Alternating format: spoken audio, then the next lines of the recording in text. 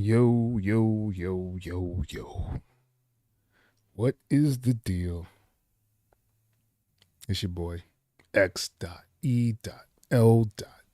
Oh. Welcome to Learn and Reaper, man. I'm just going to be messing around, kind of running through some things on here. There's some things I kind of want to do. So I want to kind of clean up some of this stuff that I have in here.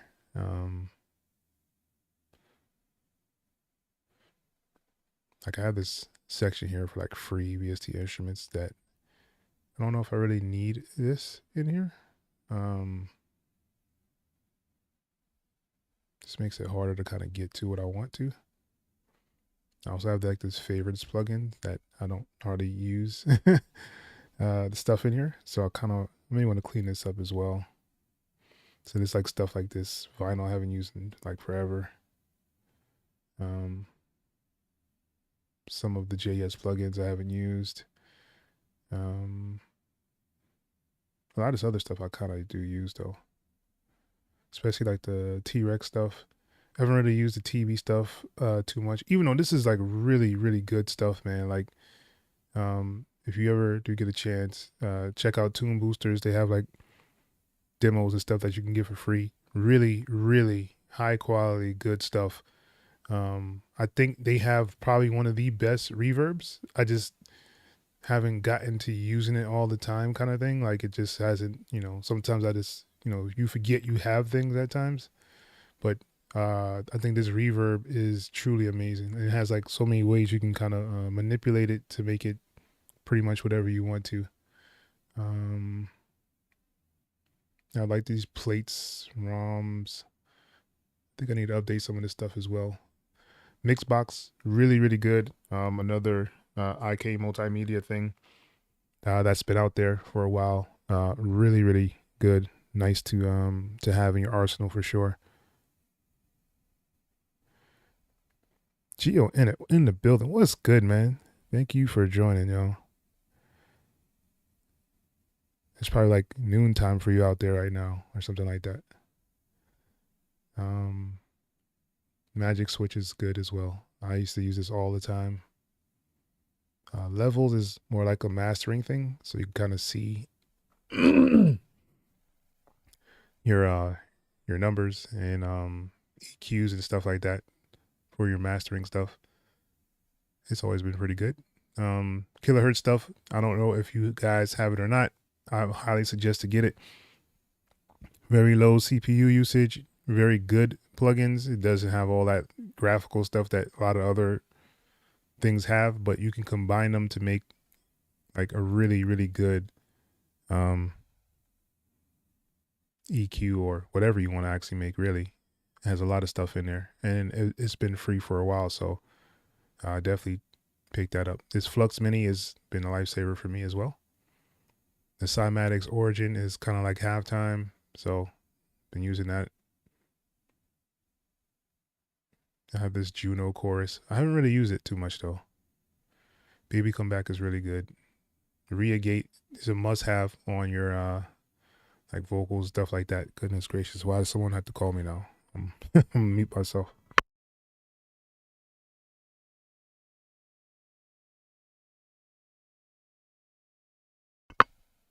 False alarm. False alarm. And OTT, I actually still haven't updated my OTT. I need to do that. Something that needs to be done. Now these is like really my kind of go-tos here. These little ones here. I'll probably take off this Gaio one because it's no longer free and it doesn't really work. So probably take that one off. Yeah, man. And I also have like some side chain effects. I'll probably take this off of here too because I don't even use these. I'm not much of a side chainer, just to be honest. Like it's just one of those things I don't really use too much. And I probably need to add some more new favorites in here because I use the Cakewalk vocal strip when I'm doing vocals, but I haven't really been doing much vocals, which I really need to get back into doing. Just hasn't been something I've been doing. Frank, how's it going? Thank you for joining, man. And I have no idea how to say your name. I'm so sorry. But thank you for joining. All right. Um yeah, and this 2024 stuff, this is like all the plugins I'm usually using, or VSTs I should say, instruments. It's usually something in here. Even though like you have like all these hundreds of instruments and stuff. Ridiculous, yo.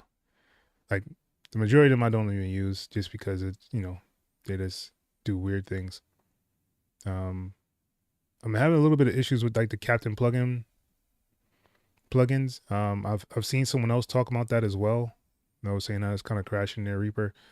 It doesn't crash my Reaper, but when I'm doing my exports, it'll kind of like stop everything. After I do the export and it completes, like if I had like a whole bunch of them lined up, the next one will completely freeze and I'll have to stop it and then go back and then try to bounce it again. But that's the only thing that's happened to me. I haven't had it really crash, but I guess you could say that is a crash because it won't keep going what it's supposed to doing what it's supposed to do. I did see some people ask me about the FL Studio working inside of Reaper. I might do that on this video just to kind of show you guys how to use it. Vice in the building. What's good, man? Thanks for joining. And that is Zamario Productions. Thank you for joining, man.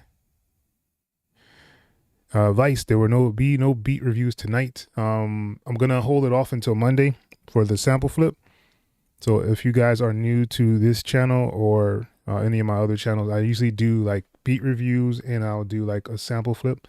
So this month's sample flip is going on now. So if you want to do that, I have a link below in the description. You can join my Discord. And inside the Discord, there's an option to download the 2 samples that I have for the week, or sorry, for this month. And basically you flip those samples, put it back in there, and I'll go over and review and see who has the best flip. And usually there is some kind of reward at the end of it. The last winner has won all my awards. So there's not much I can really give him. I've been trying to think of something, but we'll figure it out. But yeah, no live beat review tonight. So I'm going to hold it off till Monday. So Monday I'll do the live beat review and the sample flip. So that way everybody can kind of join in and hear everything all at once. I think it worked out pretty good last month, so I want to try it again this month to see how it turns out. So far, there's nothing in the live beat review, so I don't know. I don't know how that's gonna go, but as of right now, there won't be one tonight. Plus, I got people coming over. They decide to crash on my Thursday night, so I don't appreciate it, but it is what it is. So what happens when you have a family.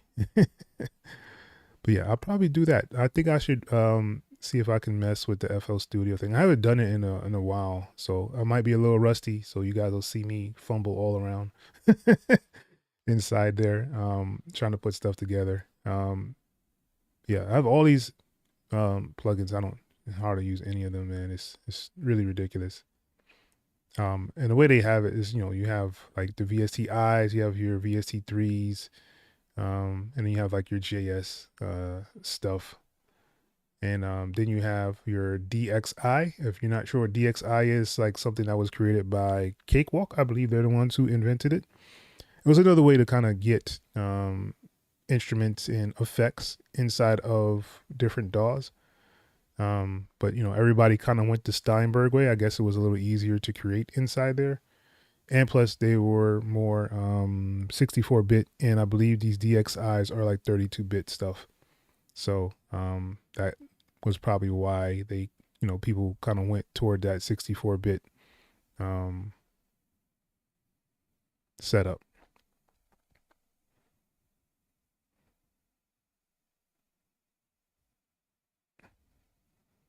Yeah. I think I do have some clap plugins. Just to, I haven't used them. If that, let's see. I don't. I know. I have the Surge, so that's the only clap plugin that I have. I think. Yeah, the Surge is the only one. Um, there's not many out there, and I haven't really downloaded any um, clap things. It seems like a really cool alternative to the VST3, but I mean, it's still the same thing as the VST3 to me. I haven't seen the benefits of either, using that or using clap or the VST. I haven't really seen the difference. I don't know if it has like less CPU usage or anything like that. I have no idea. I just know that people will use the VST3 because it's more universal right now. But it's an alternative to VSTs. All right, so yeah, so let's mess with I want to do the FL Studio thing, I think, today, just so I can kind of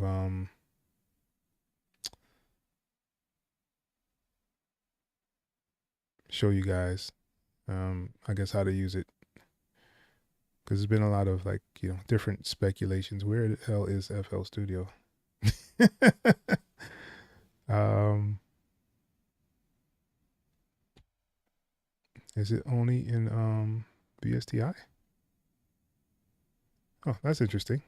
I didn't know it wasn't a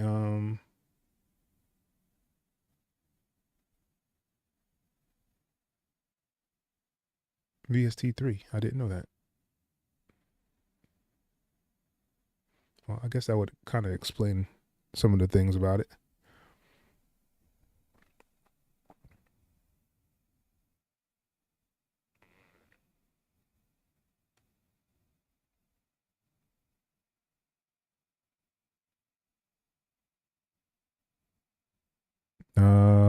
BPB saturator. I'm not sure what that is.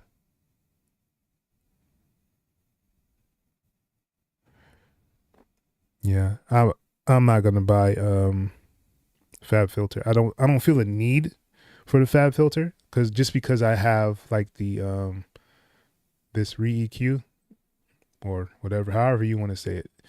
I feel this is very, very worthy of an EQ, like in so many different ways. Like it just helps me out tremendously, yo. And it has a lot of the things that the Fab Filter does have, and I can kind of like just add stuff by double clicking and adding whatever I kind of want in here, So it doesn't necessarily have like a limitation, kind of like the EQ, the Pro EQ does. Pro EQ is like just it's a phenomenal tool to use, man. Just to be honest, like, um, but I just refuse to buy stuff that I don't necessarily need. I've come to that age to where I've bought so many things that I notice that I don't need, that I'll kind of just really not really mess with it in a way, and I can always set stuff up the way I want it to, kind of like you do in like I'm in Pro Filter. Like I can have my own little setup up here and kind of have things where I want them. Right. So I have like these like different things I've set up for, certain things that I use all the time. But this is usually the one I'll start with, this X.E.L setup. It just seems like the easiest one for me because, I got my lows and my highs. I can just kind of roll them off really easy. And usually these are pretty decent roll offs. And I can always change how I'm rolling it off, your cuts. You can make it a different, steep level if you wanted to. I think this is like really good. The only thing that this doesn't have that like the Pro EQ has is like the what is it? It's like parallel EQ, I think it's called. Hold on. I gotta remember the name. I'm so bad with names at times. What is it called? Um linear phase EQ. It doesn't have one of those in there. Like, and that's why I use the T-Rex one, because I have all these T-Rex plugins, and this is what I use for my linear phase EQ. And I only use this on vocals. So Like if I need to get like a vocal to like in a certain piece, like an area to get um, some volume basically in that area to kind of make and not pull up anything else or distort anything else or phase anything, I'll use this linear EQ. Like that's the only thing I think that the re-EQ doesn't have is the linear phase inside here. I don't even really honestly I have no idea what linear phase kind of is implemented inside of these other EQs, but I know it does affect things where it doesn't phase it out. Like if you move this, like everything inside here is actually being phased. Like it just gives it a different feel, and you can tell that from different EQs. So I feel that that's the only thing that's missing from this. And like I said, I only use it on vocals, so there's that. My FL Studio's on the other screen because it doesn't like to be on the real screen. All right. I am not cooking up for anything. Even though I have a whole lot of work to do, like it's ridiculous how much stuff that people want me to do right now. Like I have like 3 libraries asking me for stuff, but I don't feel like working. It's just one of those. It's gonna be one of those months. I could tell. Um,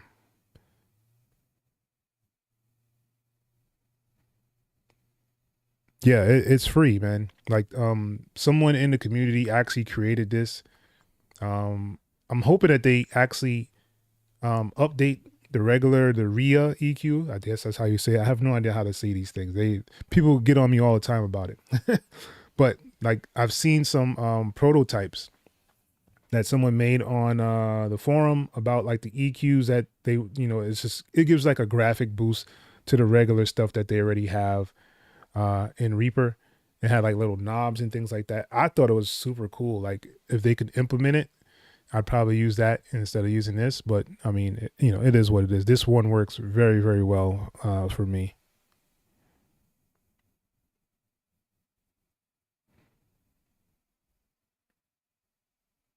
King of the Seven Seas, what's good, yo? Thank you for joining, man. I appreciate you for stopping by.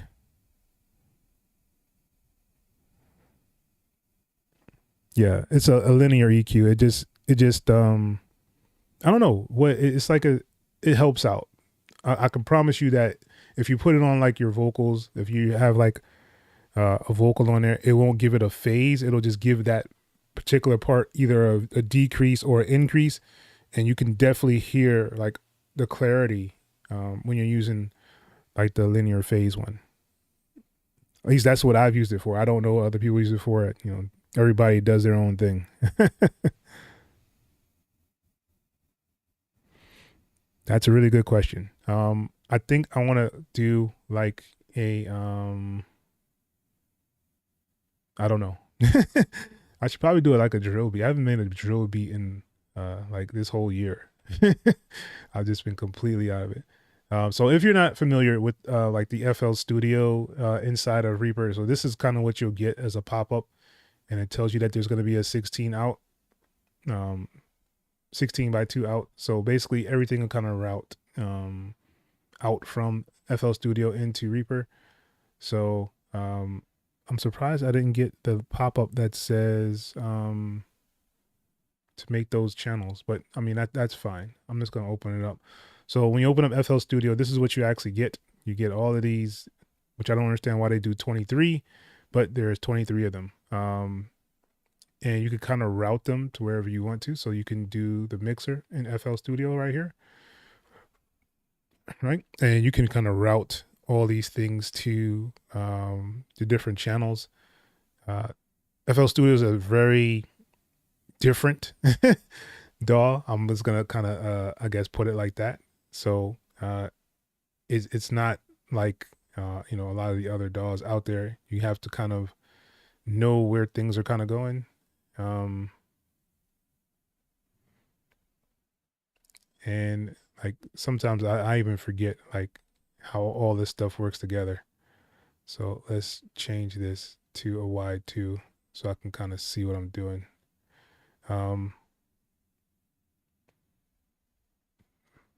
Why is nothing hooked up? This is so weird. So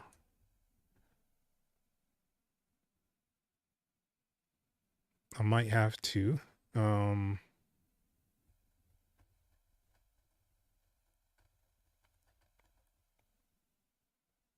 remake this because for some reason there's nothing playing. Maybe I need to make sure my keyboard is working, and that is always something that could happen. All right.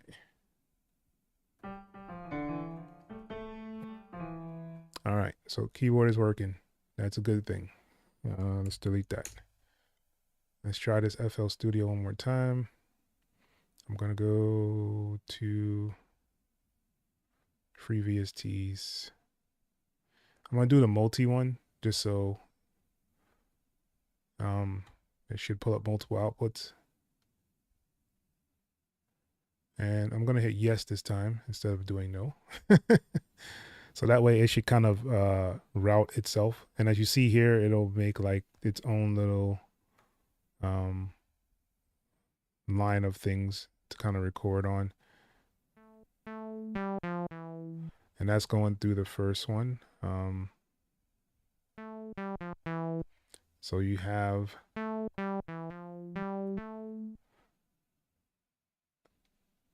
and for some reason, like all the chains are not there. That is really weird.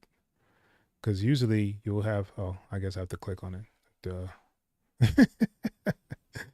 And you have to go down here and kind of put it to wherever you, so this one is 1, right? So then you got to go to your next one and go 2. The only thing about this is if you don't have like a full version of FL Studio, it won't save what you've done in here. So you'll have to kind of like bounce this stuff out when you're done with it. Unless you already have FL Studio as like a DAW already, then you'll be able to save exactly all the settings that you have it in here. So like I can even like open up a FL Studio, like whatever I was working on. Let's try this one. Save changes, no.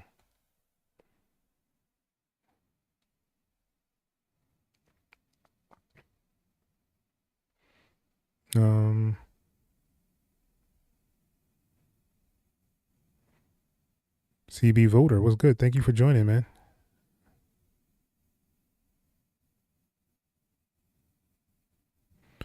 Um, 2 3 years. You've used what?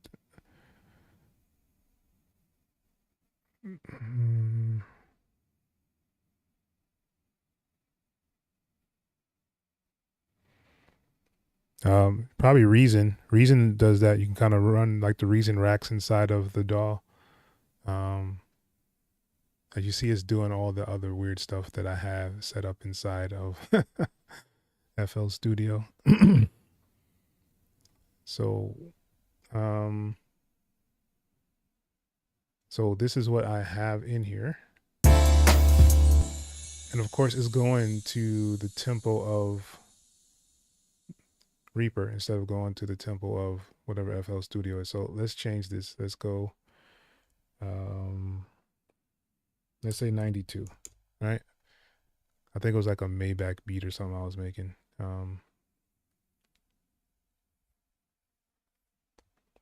So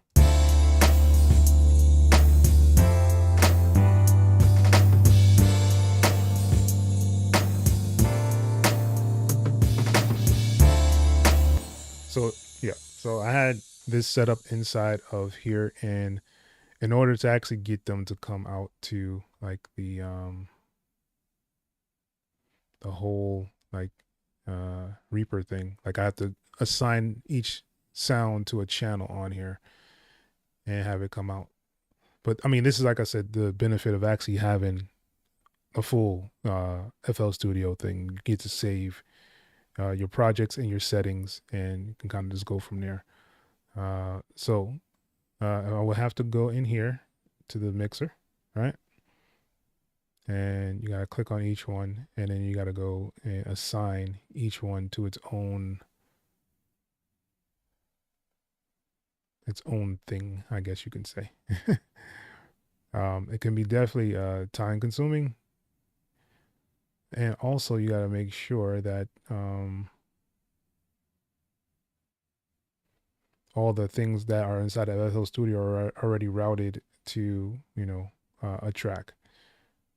Whereas right now, nothing is actually going to any of the tracks. And that's one of the weird things about FL Studio that I've never really been a fan of. Like if I create a track, I want it to go to a mixer. So as you can see in FL Studio, you have all these mixers, like, and you could put stuff anywhere. Like I can make one of these down here, the next track. So this 69, I can make it into, track 7 if I wanted to, right?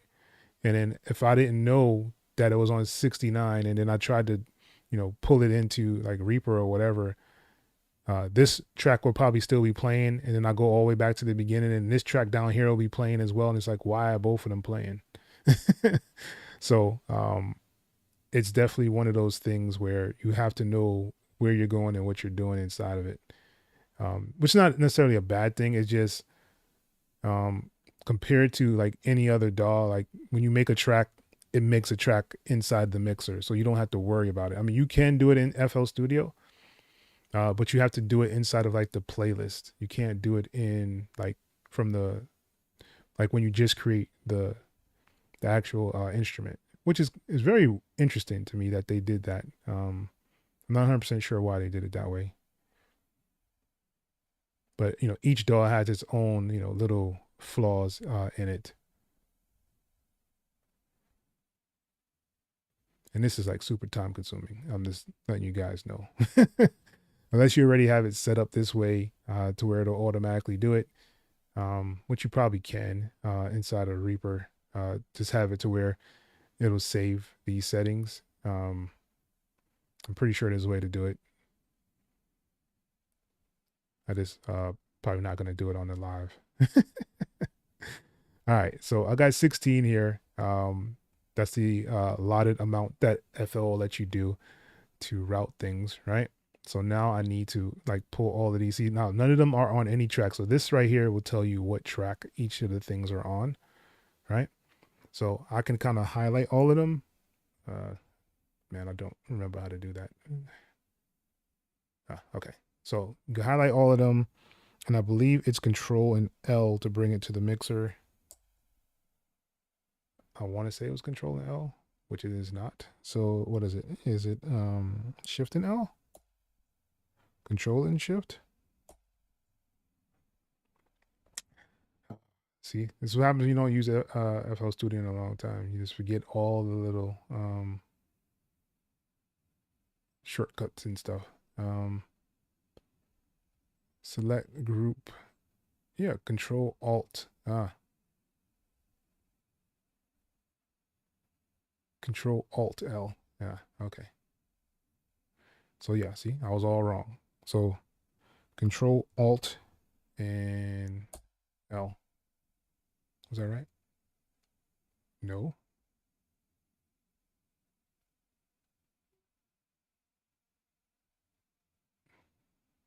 So why is it not working? Control Alt and L.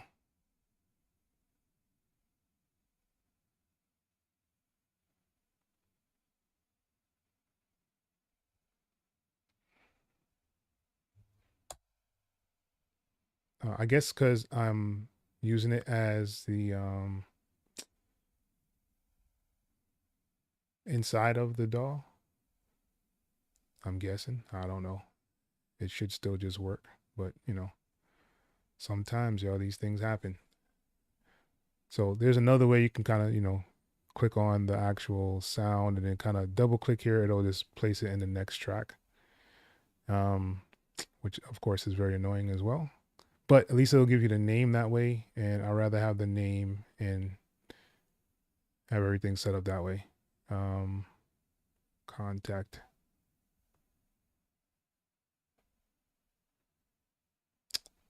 Uh, come on. um, and then you gotta do this stuff here. Come on, really? What is going on here? All right. Sorry, guys. Like I said, I'm really rusty in FL Studio. I haven't been using it like at all. But why would you use it when it's such a great tool inside of? All right, 8.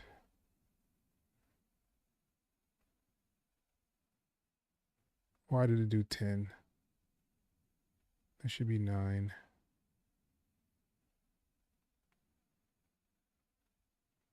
Wow, now it's jumping around. Why is that? 10.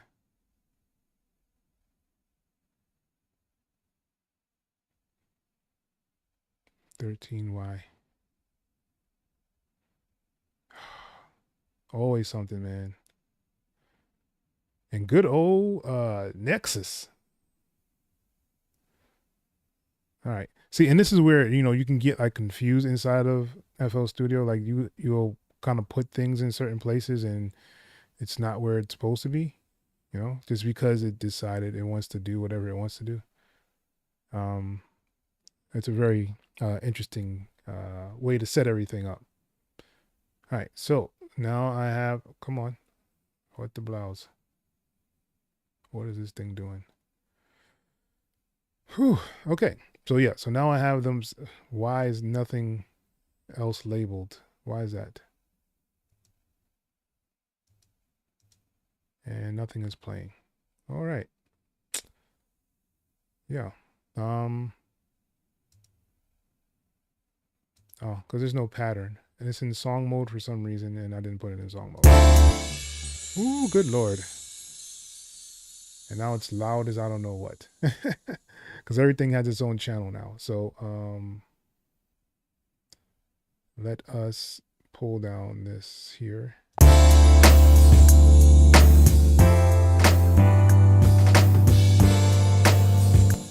But as you see, everything kind of routed out to Reaper. So you have all your sounds and stuff in there. And yeah, good old FL Studio. All right.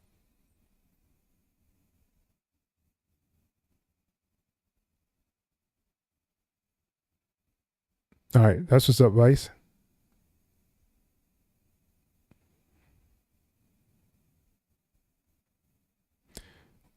What's the upside of using FL inside of Reaper? Some people are used to FL Studio and they are coming from FL Studio. I think that's the biggest thing for me. Like, if you're coming from FL Studio and you're not used to Reaper, you can still use FL Studio inside of Reaper and pull stuff up and kind of move things around.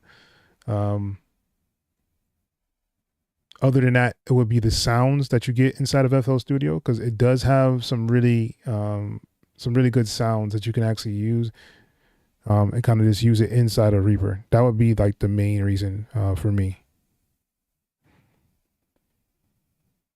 Reaper's better. Well, I mean, it matters who you ask, because there are some really die-hard FL Studio people out there, and they think, FL Studio's greatest thing since sliced bread. So there's that. All right, and like, I don't know. Oh, I see. See what I'm saying? Like, I was just confused, and I just looked up here and realized that I was at 15. See, all of these are the other tracks. Why is this all the way up? And you can't like double click. You have to like right click to reset it. It's really weird, man.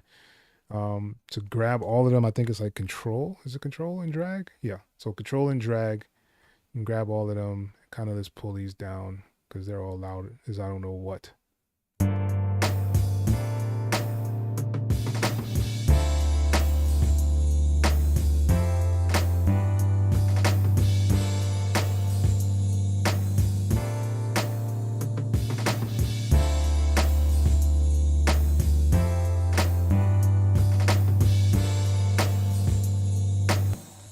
And FL does have some really good plugins as well, like for like your mixing stuff. It does have some really good ones in here.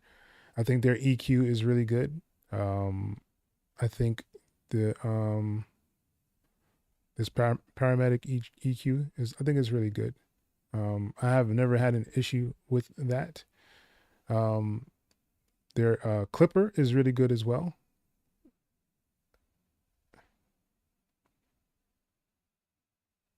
If I could find it. I think it's called a fruity clipper. I thought it was fruity clipper. Where is it at?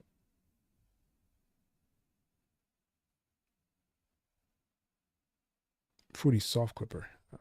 Yeah. Right. So this little thing here, this clipper is well known throughout the industry. Very, very good clipper. And it doesn't even like use much CPU, but it only works inside of FL Studio. Another good one that they have is this multi-band compressor. I think this is a really good compressor as well.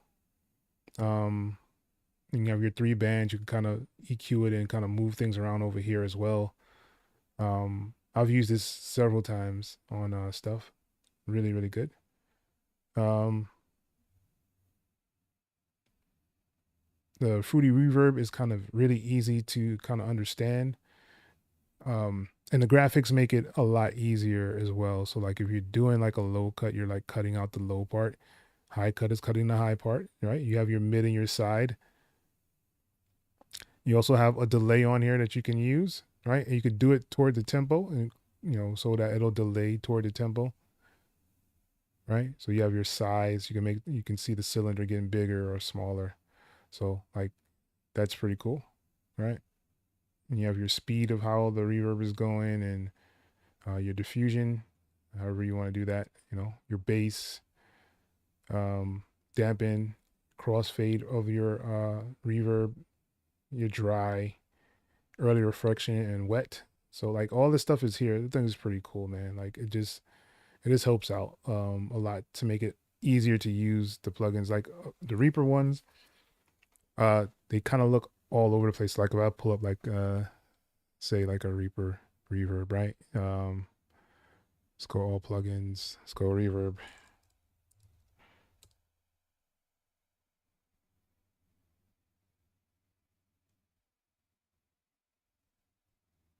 I think it's called like it starts like a V or something, right?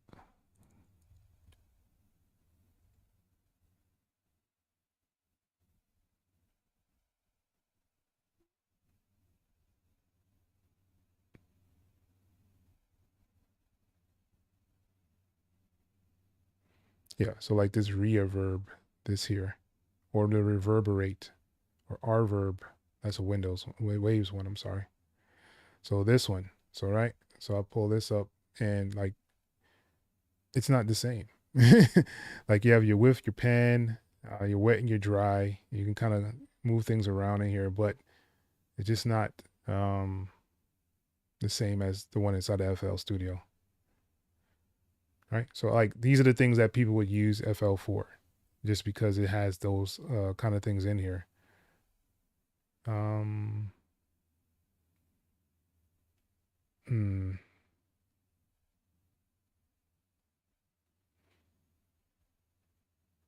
And this fruity delay is really good as well.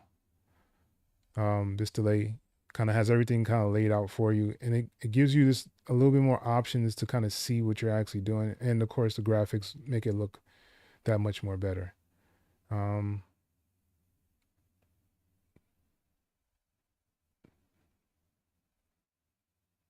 they have this effector. This one is really good. I think that comes with FL Studio as well. But yeah, I mean, like they have some really good effects in here. I'm trying to see where.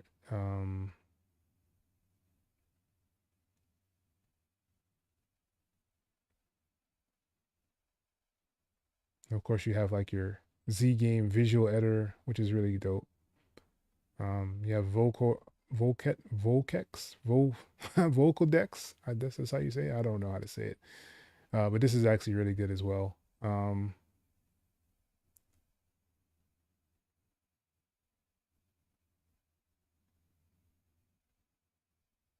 They have a pretty good tuner in here as well.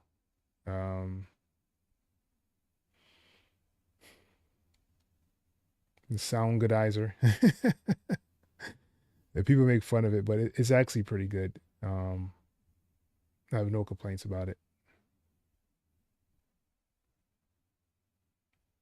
And you have your picture, which is like their voice correction or auto correction kind of thing that they have. And this right here is what kind of sets FL Studio apart from like a lot of other DAWs. This thing here is called Patcher, right? So like this gives you the ability to kind of create whatever you want. Really, I mean, in all honesty, you can pretty much create whatever. If you want to create a reverb, you can use like the reverbs and create your own unique reverb, delay, um, instrument. So it can manipulate sounds. You could have it do like pretty much whatever you want to, yo. I think this right here is what sets FL apart from like any of the other DAWs out there. This is like their most powerful feature, at least to me. Just to be honest, because like the piano roll is cool, but I can kind of mimic a lot of those things inside of Reaper, but there's nothing in Reaper to match with Patcher. So that's why I say this is like really, really something different to create inside of. And there's people that have made a whole bunch of different things. There's EQs and things that people have made in here. Compressors, expanders, distortion, a different kind of soft clip. So yeah, so like they've made a whole bunch of different things inside here. 3-band stereo separation, 3 sidechain outputs. So yeah, so like you have things that people have actually created inside here. So yeah, that's like I said, one of the reasons you probably want to use FL Studios. Not that many, at least not in my opinion. Davey, what's good, man? Thank you for joining. All right, let's see if we can kind of get everything together here.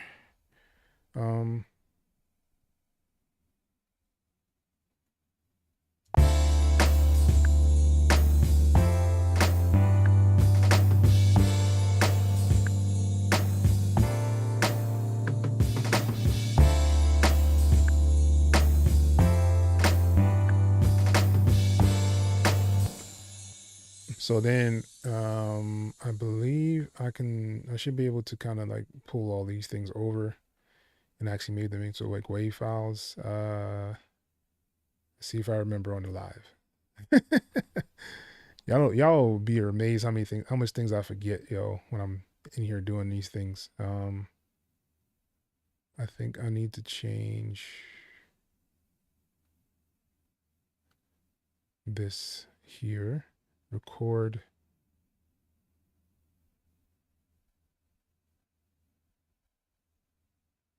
Let's record in mono. Let's arm everything and let's see if it'll work.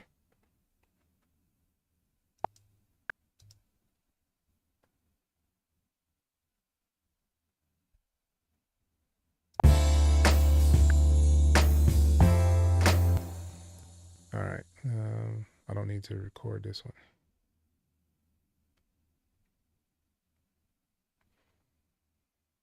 All right. Just let me know there's multiple things. Let me make sure I turn off these. All right.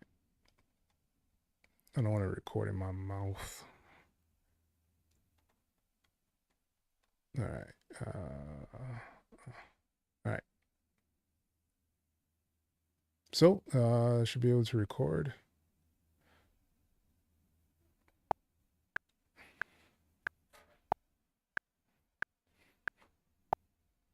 Nothing. Why is nothing playing? Oh, man.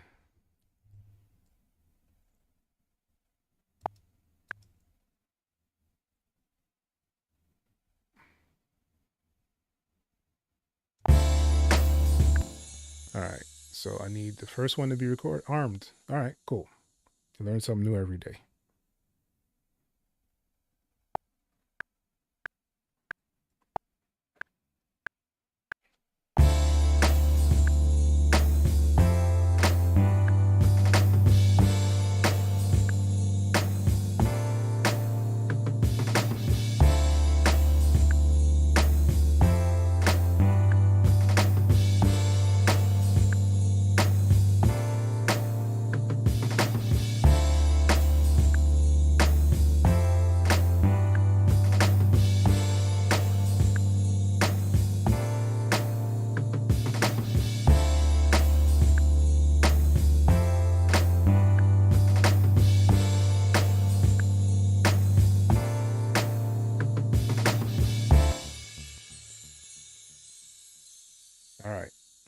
So, all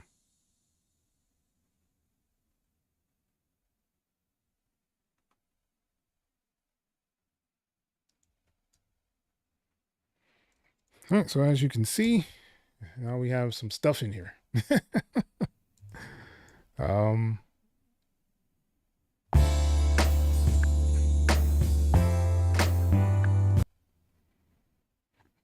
mm.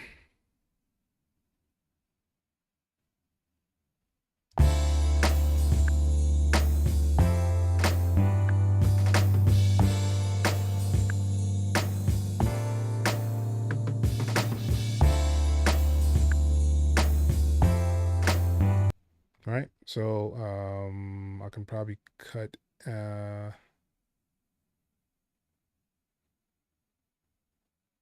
this bar here. So I'll do a split, right? And I'll delete this beginning part just to make sure that I caught like everything that I need to. And then just kind of bring this in. Right, and I can make it into like a 8-bar and split and delete. Right, so now we have our 8-bar loop.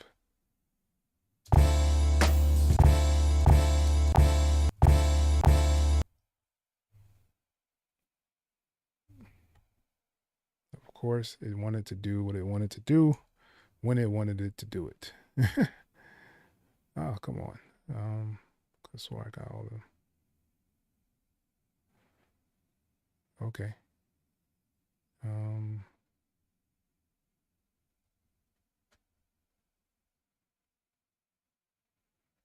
All right.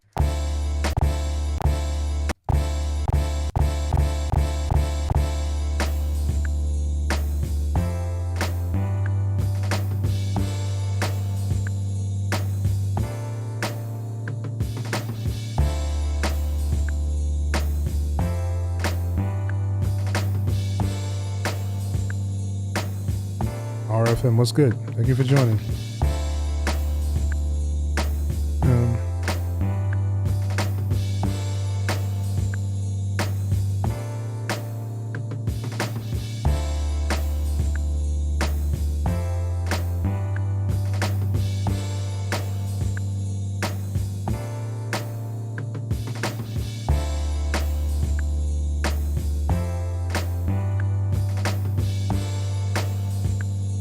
Yeah, Frank. FL is a very popular DAW. And the reason that is because it was pirated for so long, like, and I think they're like just now starting to really, get funds from it, just because there was so many people that were bootlegging FL Studio. And now they have it to where they have it a little bit more secure, where you actually have to have your license kind of thing in order to use it and update it and stuff. And all the updates are been pretty impressive. The stem separation is really, really dope. The whole mastering thing inside of the DAW, I think that's pretty good as well. Let alone, everybody has videos out there for FL Studio. Like if you run into any kind of issue, there's a video out there for it. Whereas in Reaper, there's not that many people, especially like doing urban music kind of stuff like I do. Like there's not, I don't think there's anybody else left. There used to be like Wusu Beats, I think that's his name. But I haven't seen him put a video out for Reaper like in like forever. So it's kind of harder to find people in Reaper that actually use it for like the urban music kind of thing. So like FL Studio is like always out there. Everybody is doing a whole bunch of different things inside of it. But what you won't see is like people actually doing tracking inside of FL Studio, just because it's just not that good at doing it. Especially with the lane thing that they actually have now inside of Reaper. This makes Reaper just a little bit more attractive to actually record like a band or like, somebody singing the song with, some people behind them and kind of things like that. And of course, video games is where Reaper thrives, I think, the most.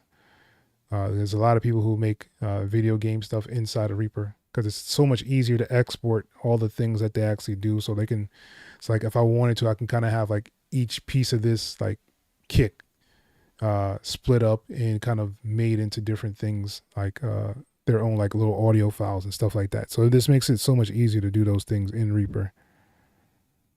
Alan T, what's good, yo? Thank you for joining. Yeah.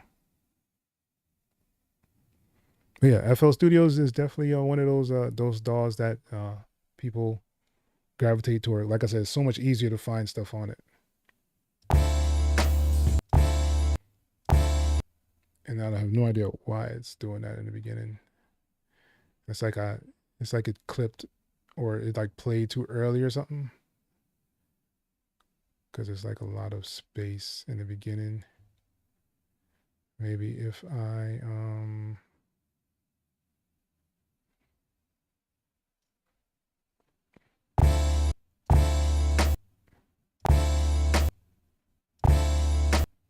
all right, I don't know.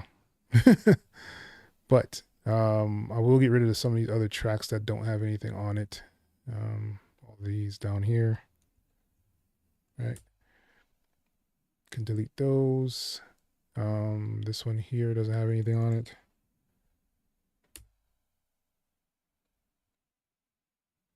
This one doesn't look like it has anything on it either.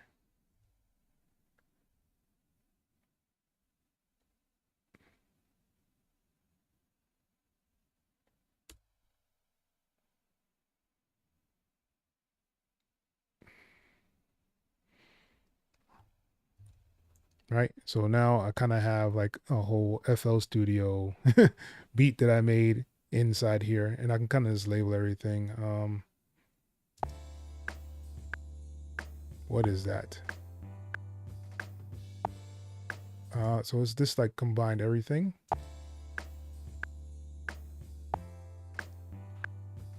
See, it's weird stuff like that that you wonder why. All right. So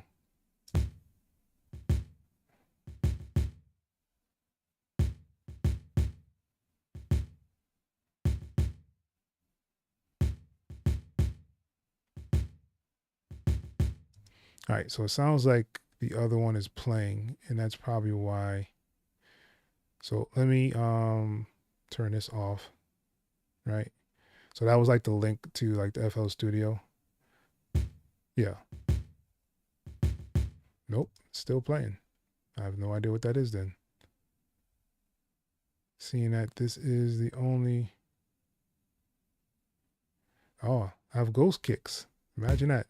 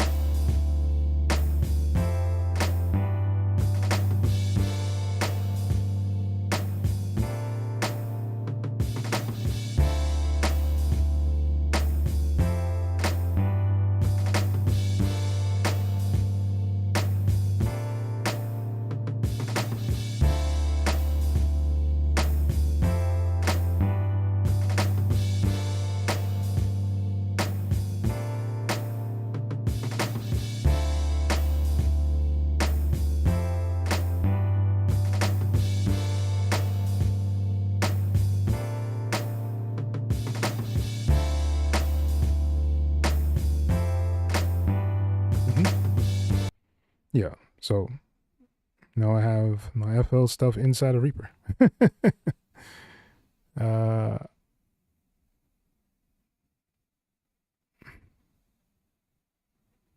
Not sure if you get another DAW in the future, something like FL or Reason with their VST options are interesting, but not cheap. That is true. Definitely not cheap. Um, but still affordable compared to like if you're trying to do like the whole Studio One thing, or if you're trying to do like Pro Tools, or if you're trying to do Ableton, uh, or Cubase. Like all of those are really expensive to me, man. Like I paid $200 for my FL Studio Producer Edition years ago. I haven't had to pay for an update, whereas all these other ones you have to pay to actually update to the latest version, right? So you pay $300, $400, maybe $500 at times for these DAWs, and then they come up with like two little additions that not really worth it, and then you have to pay like $100 to $200 just to get that little add-on. That most of the time to me is not worth it. That's why I really enjoy the whole Reaper community. Oh, sorry about that. It's because I don't have to really worry about that kind of stuff. Like even if I didn't like really want to pay for a Reaper, I can still kind of use it without having that penalty of not being able to save my stuff, not being able to, record whatever I wanted to. I have unlimited access, regardless if I'm like gonna update it or not. So I think that in itself is like leap years above a lot of the other DAWs. And that's why FL is also winning as well, because you pay that one time, and now they're making you pay for if you want like the extra sounds in there, which I thought was genius, yo.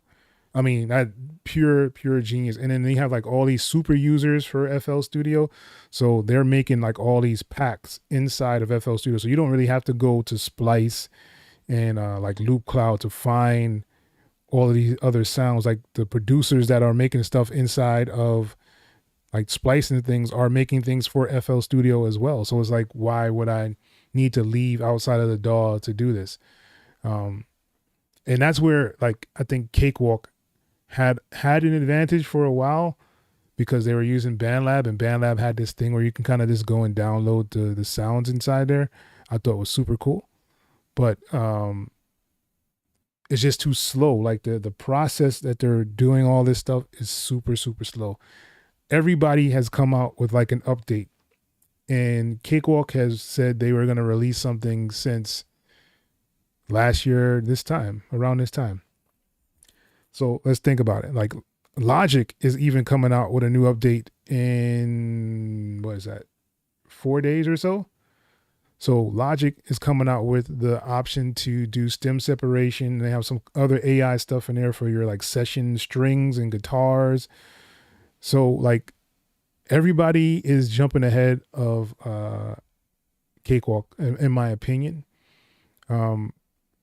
Even though they have a lot of the things that these other DAWs have, like they have stem separation on the BandLab site, so you can go there.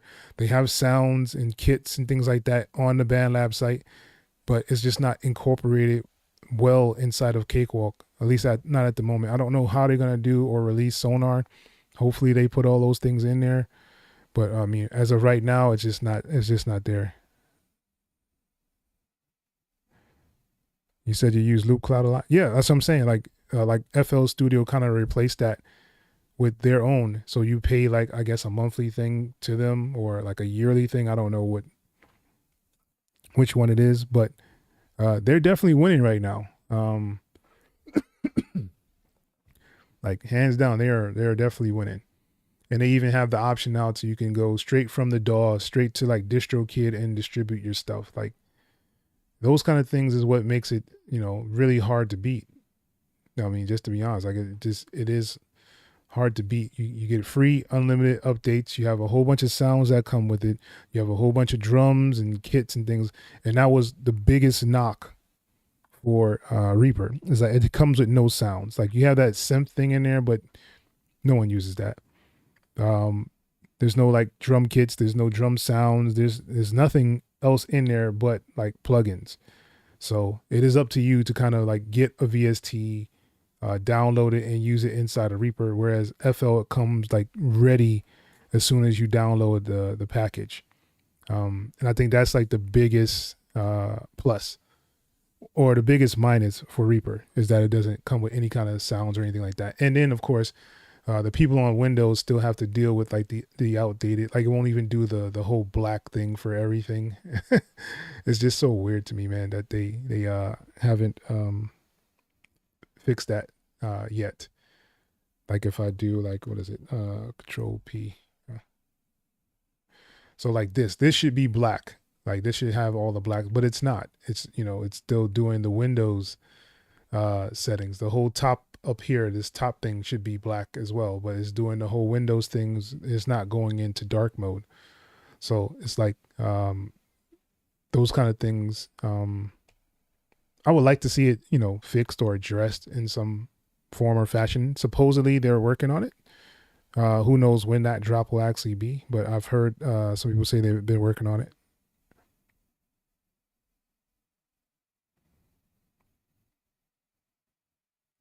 Yeah, Reaper definitely has the best. I can't even deny it. I think they have the best community.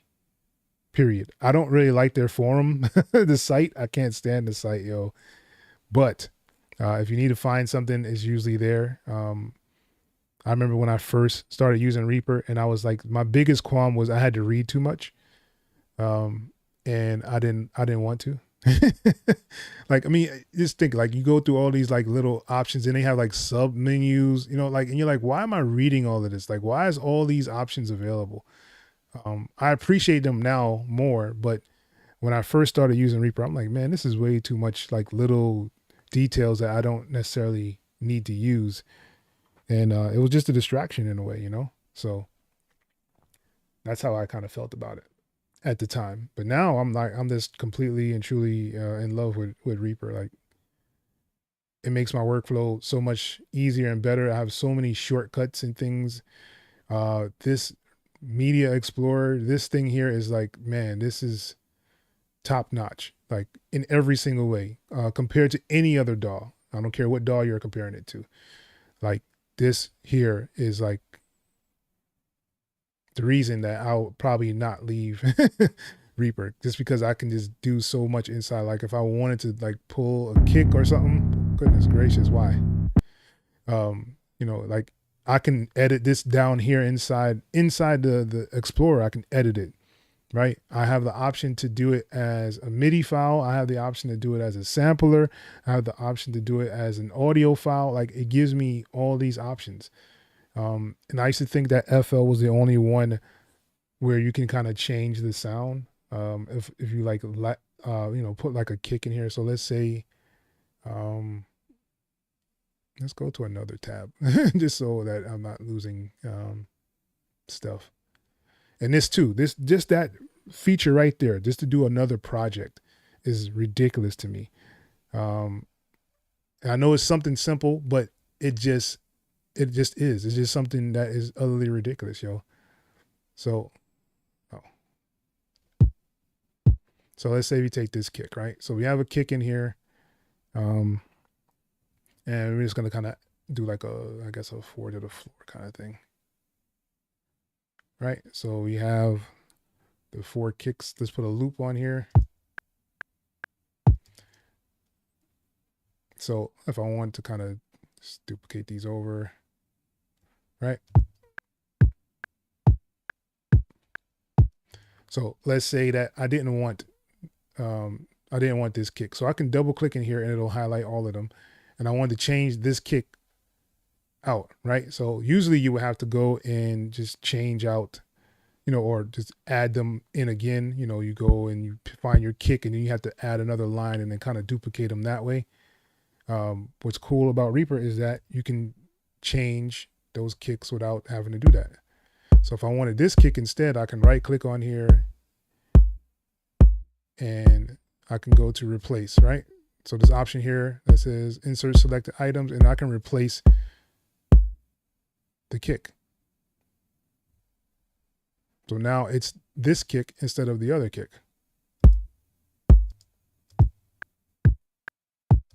And like you can do that inside of FL as well. So like if you're in FL Studio, let's pull it up. And let's say we found a kick. So this is the kick that I have, right? So we have this kick. And what's cool about FL Studio is like, if I change this kick, why isn't, oh, this muted, duh. And it's muted here.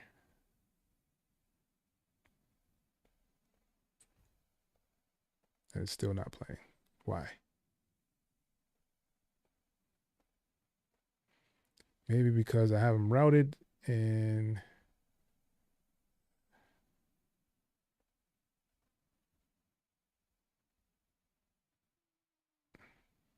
maybe.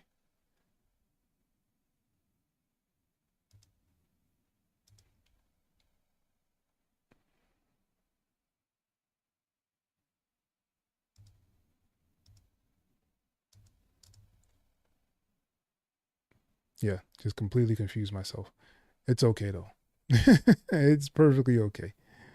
All right, so let's go and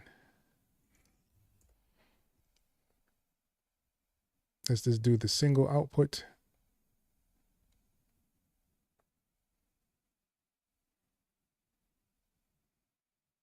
Come on, you can do it. All right, single VST. So let's do.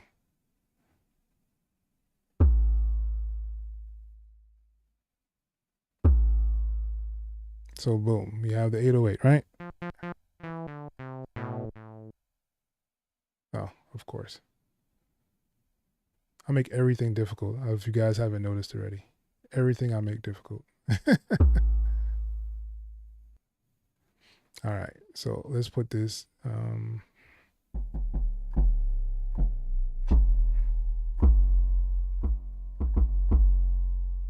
So if I actually put this inside of the playlist, right? So I have this 808 in here. Let's kind of just add them on as needed.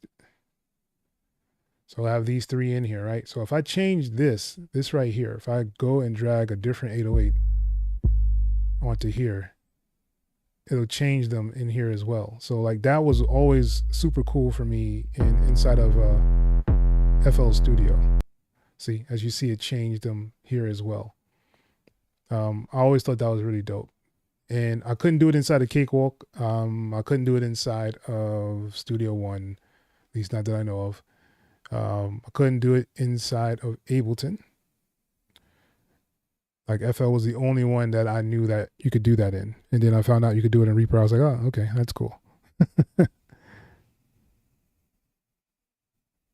right.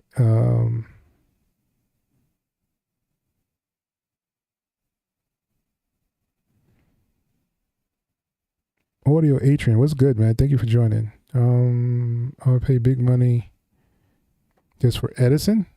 Such a powerful audio editor. Most people don't even scratch the surface of. I could pass on Edison, man. Like it's cool, and it does a lot of things, for sure. But I mean, I was never a big Edison fan, just to be honest. Like it was cool, but where is FL Studio? Why is it not pulling up? Yeah, see, I done did something.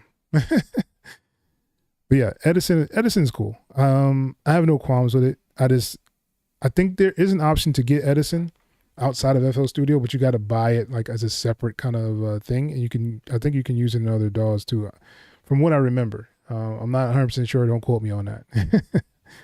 Low Cuts in the building. What's good, man?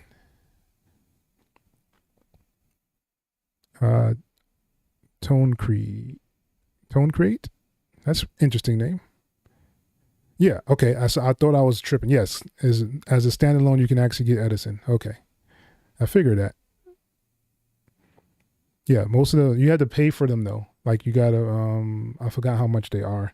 Some of them are different prices, but I've never really been that attracted to like the FL stuff like that. Like there's like so many different things that are kind of better. Like their sampler is really cool. Or should I say they're like the fruity slicer? I really like the fruity slicer. Um, I like this the Slice X a little bit better, but it just the slicer is a lot easier to use and manipulate than the Slice X. Like you have to do a lot more steps to get like the Slice X to work right.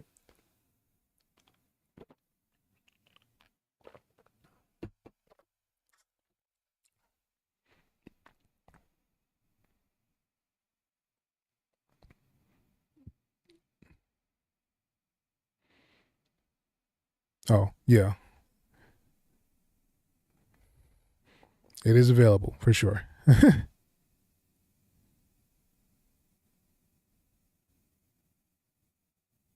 Reading your sound source still? What do you mean? Oh, you talking about like the FL? Yeah, I don't know what it was doing, man. It's doing weird stuff. Appreciate it, man. And that's T and Essence. I don't. That's a very interesting name as well.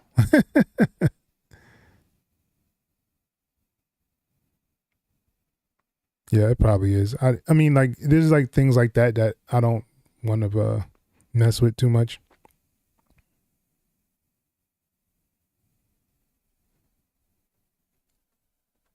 Yeah, I mean, I just think that a lot of those things are what makes it really really cool. Just like the fact that if I wanted to like move this over here, I can. I have mine set to use control to kind of put those in other places, whereas FL automatically kind of does it.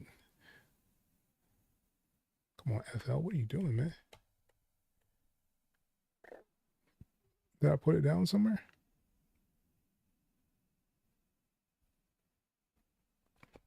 Yeah, see, it's like behind stuff. Why? Why FL?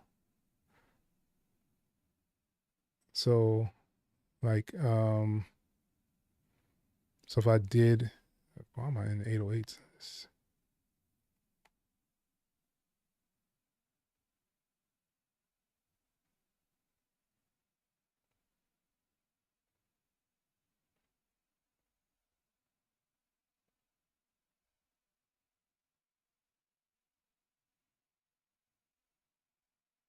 Wow. Swear it's like so weird. Kick.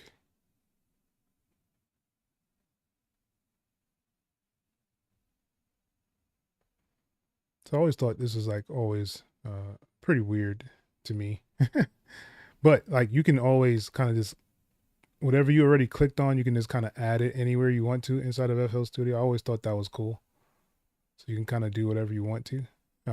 As far as like pasting wise, whereas like all the other DAWs, they didn't really have this option. At least not that I've seen. Uh, come on. The one click inside the piano roll is truly annoying now to me. I just I'm over it. I used to be that guy, but I am completely over it. Um, Man, why is it coming up behind?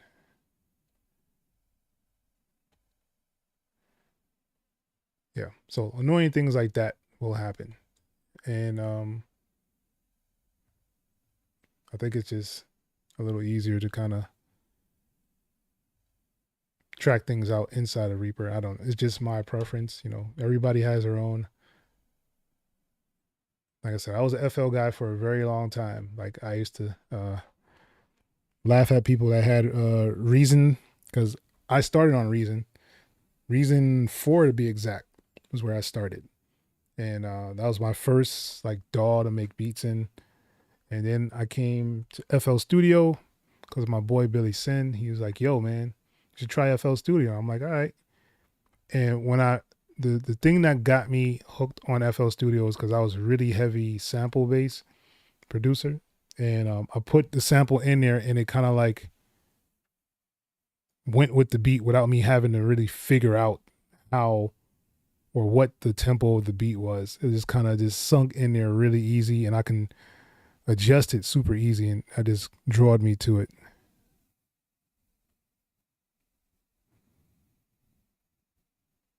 Yeah, that's real talk. Um, like I said, the only disadvantage I think that Reaper has is the fact that I had to read too much, and the fact that I didn't come with any instruments whatsoever. There was no instruments inside there. Um,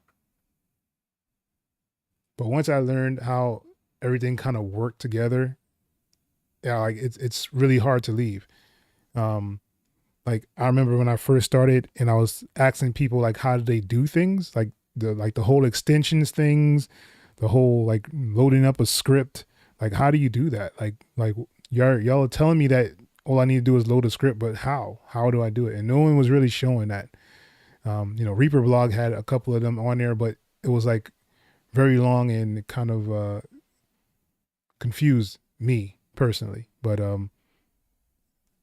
that's why I had when I figured it out, I'm like, you know what? I'm gonna make my own video about it and show you guys how I figured it out, because not everybody will get certain people how they do things. And I am definitely one of those people where I kind of have to teach it so I can kind of learn it, and then I'll be able to do it. I hope that makes sense. It doesn't make sense to many people, but that's just how I am. All right. Stop complaining.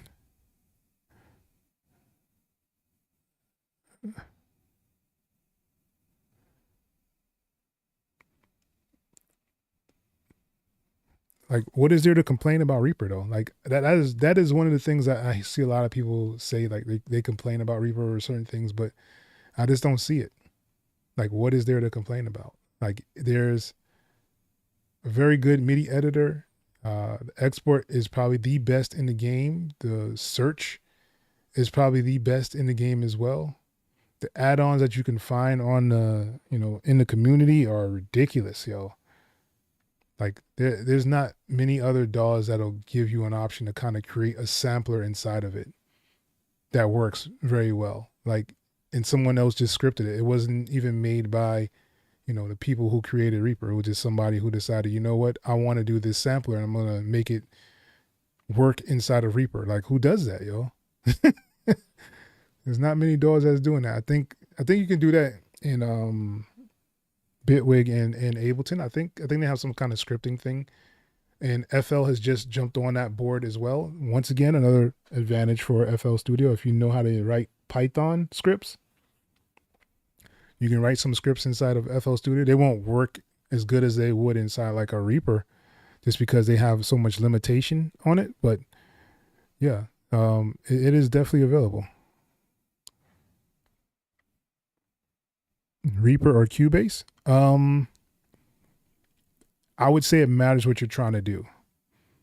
The only reason I say that is because the tools inside of Cubase are more geared toward people who do like orchestral work, use a lot more automation, I guess you could say. And they have just the tools part about it, because it comes with a whole lot of sounds. It comes with drum kits. It comes with instruments inside there already, so you don't have to search or download other instruments to do it. As soon as you download Cubase, you have instruments, you have drums, you have drum kits, you have sounds, you have chord maps already set up. Whereas you can do those things inside of Reaper, but you have to set it up, and that's the biggest thing about Reaper, is that you have to set everything up. Like, it doesn't just come naturally to you. Like even when I first started using this, like to do the scrolling, like up and down, like I had to figure it out because I didn't like it. So if I had something in here and I wanted to kind of scroll down, my scroll down is usually going up and down on the screen. It's not zooming in and out. So like these are things I had to adjust inside of Reaper. Even like to record. Like, you got to hit Control and R to record inside of Reaper. I changed that. I changed it just to R because I'm so used to all the other DAWs like Reaper. I'm not even like Cakewalk and FL Studio, and like all these other DAWs that I use, I just hit R and it start recording.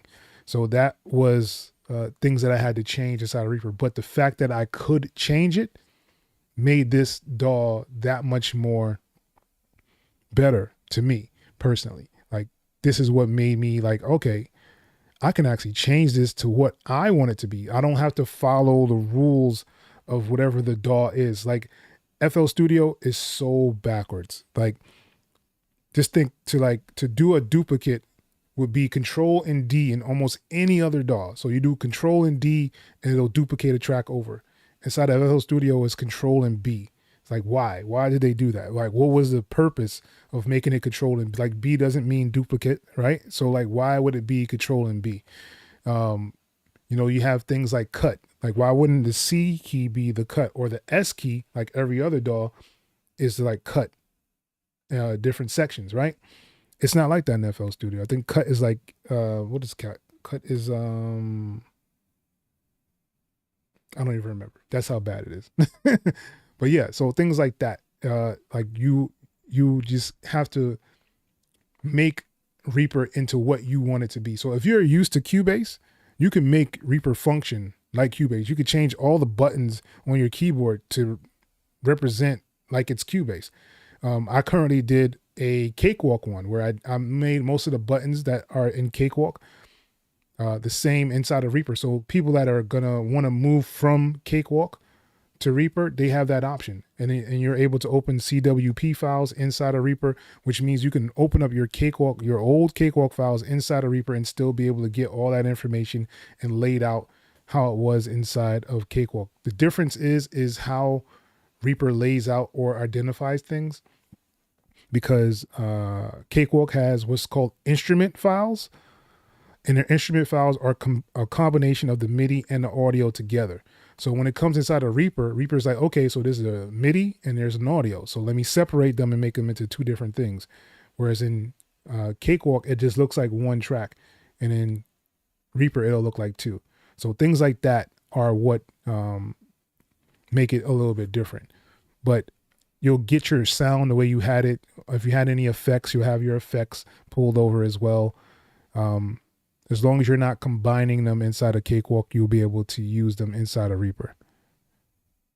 I have a love-hate relationship with it. Don't judge me.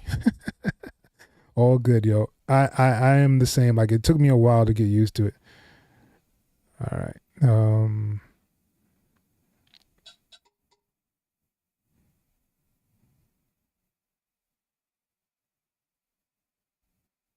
Yeah, I definitely understand that. And that's why I do like the, that's why I made this channel, really, just to be honest. Like, I made this channel because I know people will have a trouble trying to learn and understand why Reaper does what it does. That's why I made like the whole piano roll video. That's why I made the video showing you how to change your zoom and your scroll. That's why I made the videos to show you like all these really, really cool creators inside of the community that have created all these great like VSTs and things for us. That's why I showed all these things on this channel, just for that purpose, just to let you know that you can actually follow somebody that is making a video inside of FL Studio, inside of Reaper. Like, there's not another DAW that you can really do that in. Like, I can follow the steps that, even if they're doing like stuff inside of Edison, I can find a way to do that inside of Reaper without having Edison. You know what I'm saying? Like, I have those options inside of Reaper. And that's what I think makes it really, really a unique DAW, yo. Yes, Cubase is good at MIDI. And that's what I was saying. Like, I know a lot of composers who use Cubase. And like I said, the reason I think they use it is because it has all the tools already in there. They don't have to really search around to find those things in there. I'm not a huge fan of like the way Cakewalk functions. I mean, Cubase functions at times. And once again, you can actually change some of those keys inside there and do some of those different things, but it's not as expanded as it is inside of Reaper. Like, I can do almost whatever I want to inside of Reaper. I could change whatever key I want to inside of Reaper. Like I said, I changed my record button to just R. Like if I hit R on my keyboard, it'll start recording instead of control and R to record. I just hit one button. Like I think Cubase is like what, 0 to record? I think you had to hit 0 to record. I don't even remember. Like that's how it's just totally out there. And on my other channel, I'm actually probably going to start doing some Cubase videos just because I really like a lot of the tools that they have inside there. And they're not, I don't see it really talked about as much as it could be, but we'll see. Very open, and chances are trying to possible. Yeah. Hold on, someone's calling.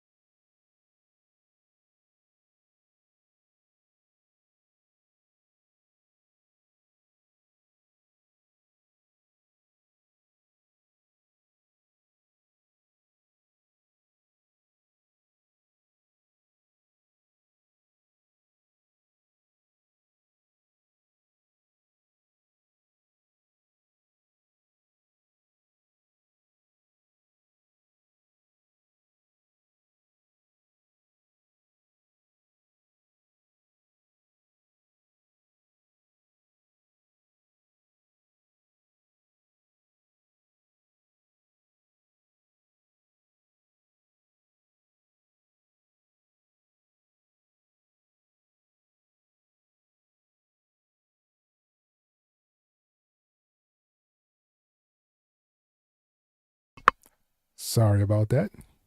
Family comes first. Y'all already know that. Reaper is very open, and chances are you're trying to do possible. Oh yeah, yeah. You got to dig for it though. It's not gonna come easy. You know what's funny that you say that, low cuts? It's actually not. If you just started on Reaper, if you never use any other DAW, the learning curve would be the same as any other DAW. The difference is the resources available to teach you how to use Reaper is very slim to none. Like we have Kenny, we have Reaper blog, we have Let's Talk About Reaper, you have Wusu Beats, you have what's that guy's name? I think there's like 2 or 3 other people, but none of them are actually doing like any kind of urban music. So a lot of people that leave from these other DAWs like Ableton, FL Studio, Logic, things like that, they're doing like EDM, hip hop, pop, things like that. And when you look at all like the drill stuff, you're like, oh, FL Studio has a slide thing. And it's like you can do slides in other DAWs, but FL Studio just makes it look and feel a lot easier than any other DAW to do that. So the learning curve is really not that bad, but if you come from another DAW and you come to Reaper, you're gonna be like, all right, why is it doing that? That's weird. Like the whole zoom thing is weird. Like I don't know why they have that as a default.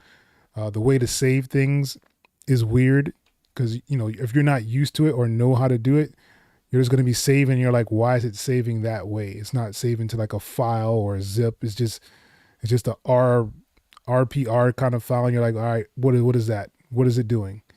And you're not knowing that it's saving every single like sound that you put inside of it, every single instrument, every piece, every time you move something, it's actually saving it, and you can actually go back and undo it. And it has like unlimited undo. So, but like these are the things that you won't know But if you started with Reaper, you'll know that. You'll know all these things. You'll know all the shortcuts because this is your only DAW that you've ever used, kind of thing. So it's hard if you came from somewhere else and then try to come to Reaper. Just like it's hard if you go from Reaper and try to do FL Studio, or if you leave Reaper to go to Cubase. Like that curve is not so big, because me coming from Cakewalk to Reaper, it wasn't a big jump, but there's like a lot of things that I didn't like that it was doing, and I changed it. And that's what makes it so much of a lifesaver for me. But, each his own. Indeed. What?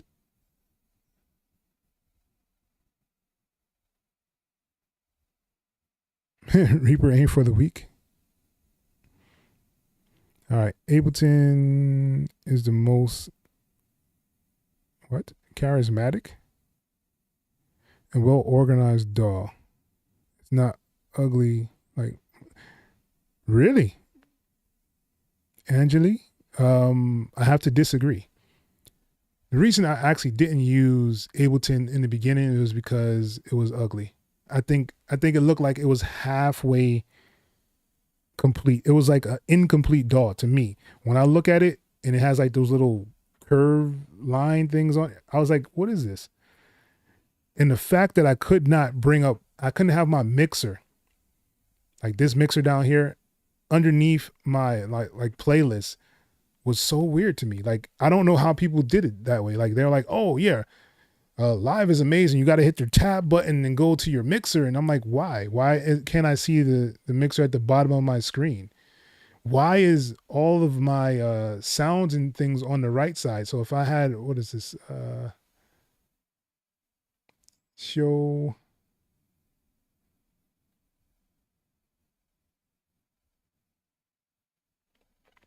So like if I had my stuff over here, like why? Why is this over here?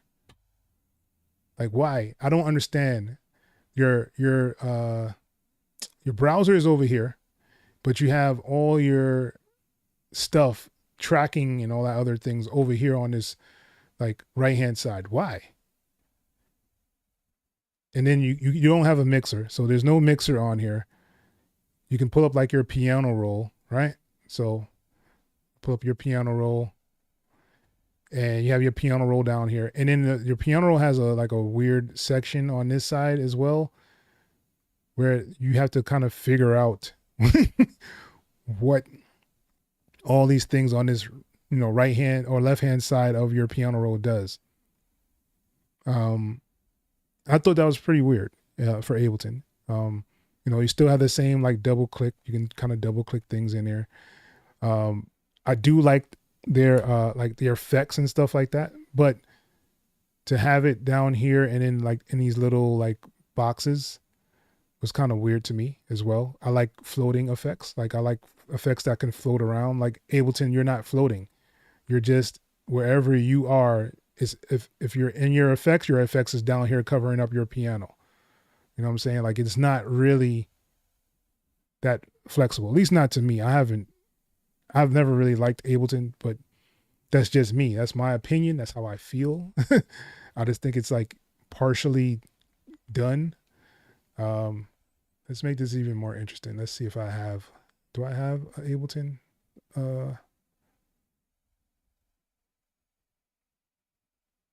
I'm pretty sure I had one.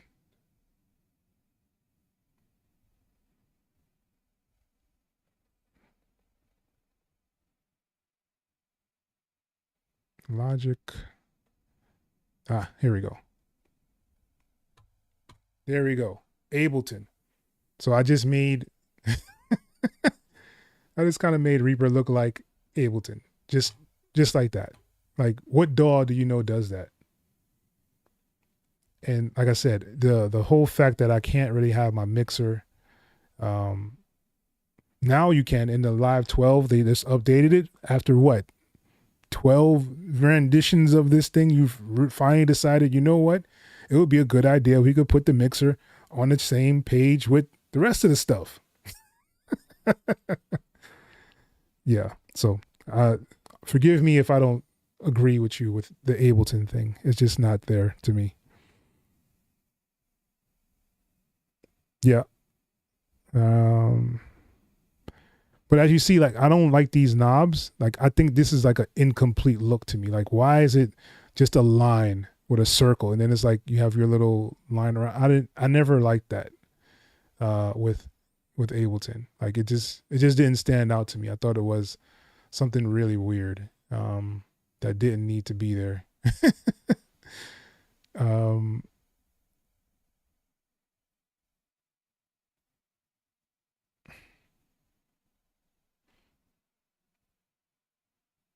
and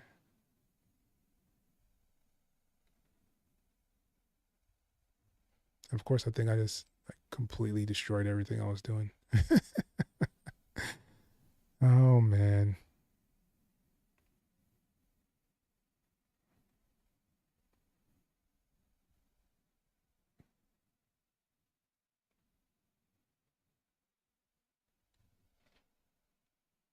Yeah, I completely messed up my stuff, but it's okay. I'll fix it later on, maybe. Yeah, it changed like everything. Note to self: don't be messing with stuff because you will jack everything up. So it really is just to figure out which one is the right one. I'm pretty sure it was that one though.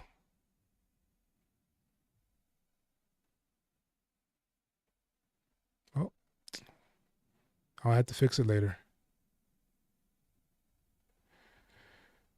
All right.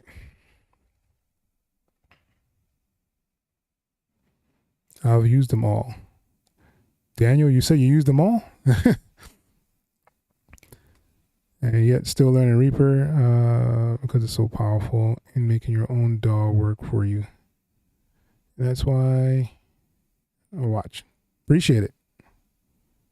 I appreciate it, man. Thank you guys for even tuning into this stuff that I do.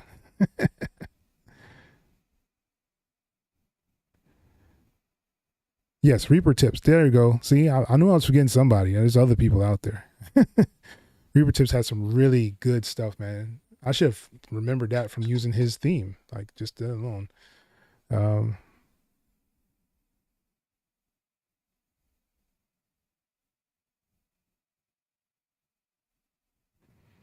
uh, don't do tutorials, but streams.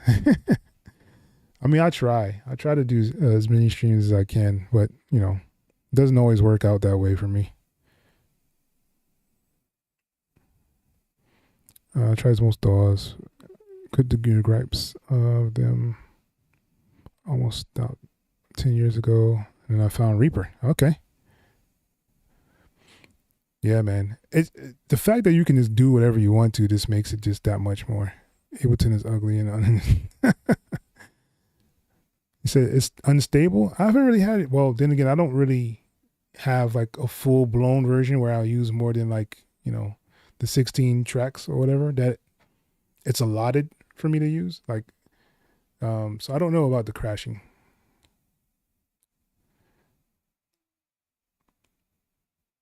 Ugliest DAW I've used.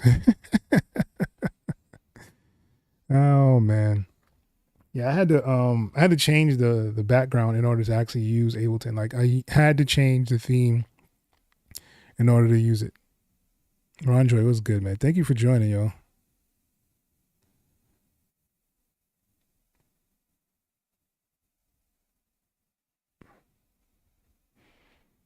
Yeah, it was used for a lot of DJs, and I understand that. And I just never understood why you couldn't put the mixer on the screen. So it took y'all like 12 tries to decide. You know what? We're gonna put the mixer on the main screen as well. Crazy to me.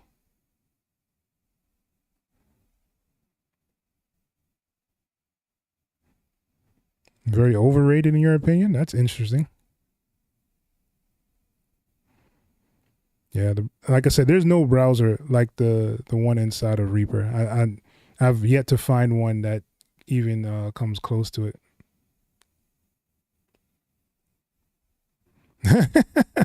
Yes, maybe. Everybody has their own opinions about stuff. I know there's a lot of people who love Ableton to death. Like they wouldn't trade it for the world, and they think that it looks great. But everybody has their own opinion about stuff, and it's fine.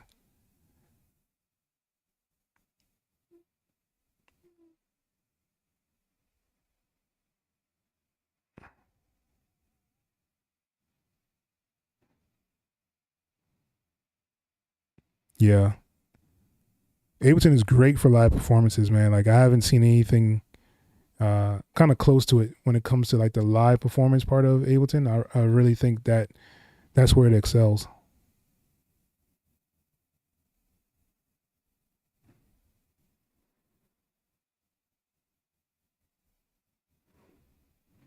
Yeah, it's a big but. And I think it's too expensive personally. That's just my personal opinion. I think that paying like $600 and then you got to pay like what, $200 to update it and upgrade it. I think that's out of hand, y'all.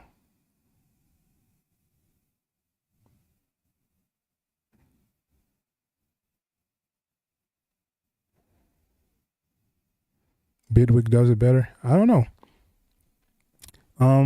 I actually like Traction Waveform. They actually came out with one as well recently. I think theirs is actually pretty good as well. Lacks too many features? Like what? What features do you think it's lacking?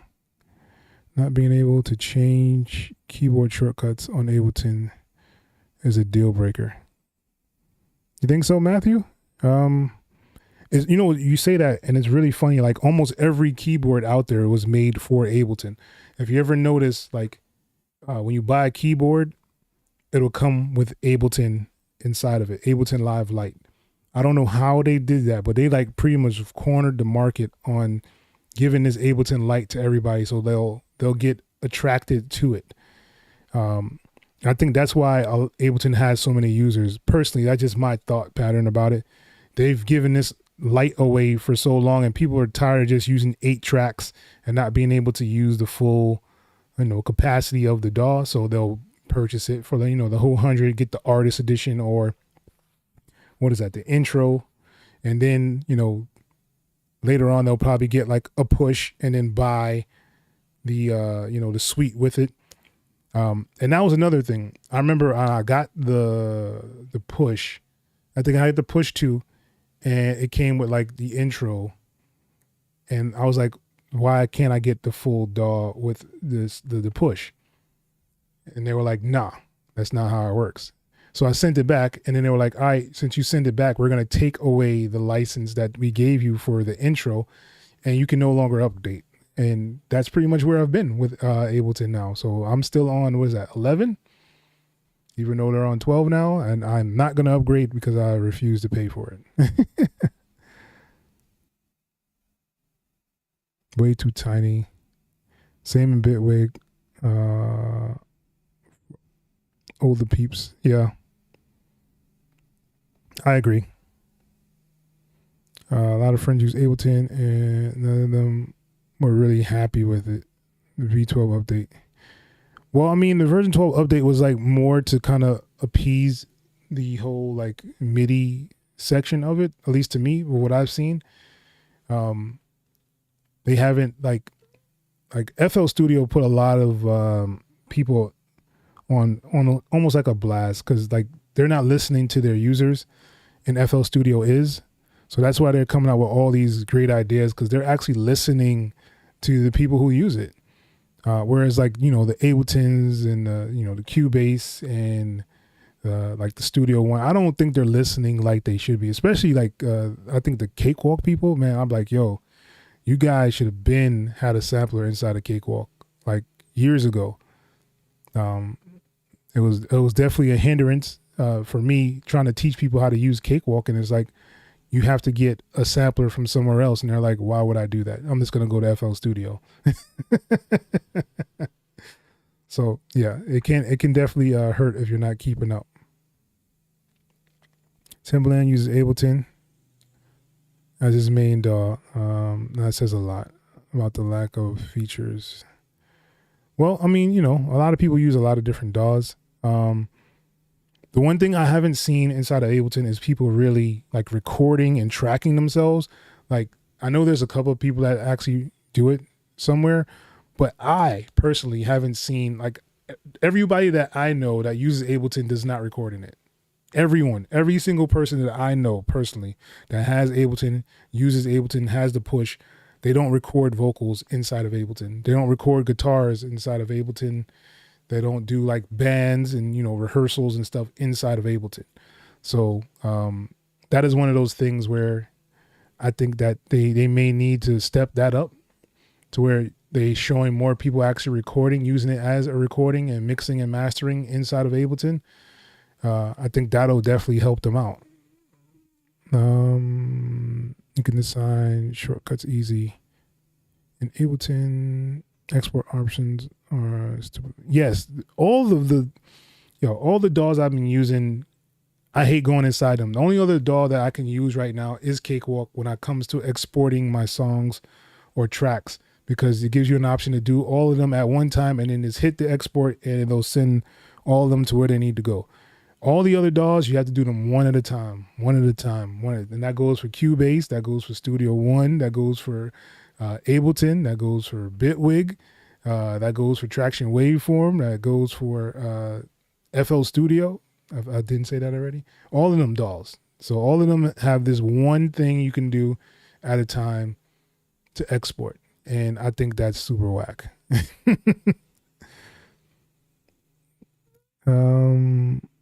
Just saying, Ableton is good looking, in my opinion. Not the best.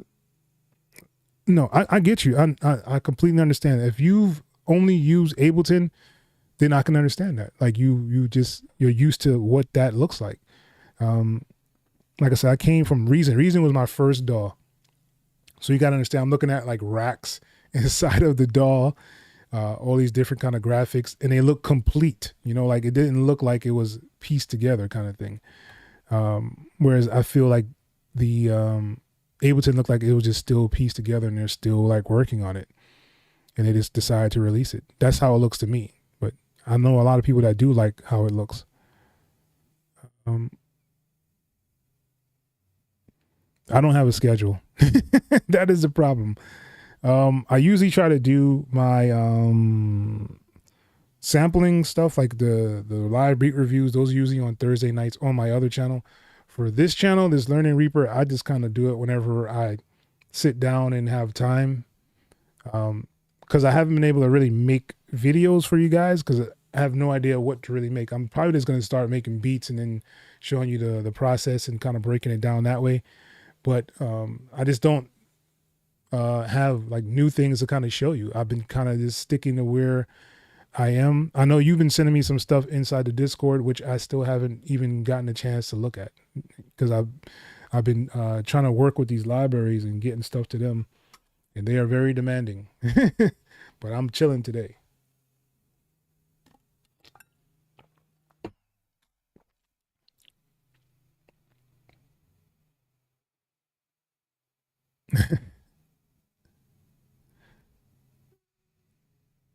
FL and Bitwig look the best. Okay, I can see that.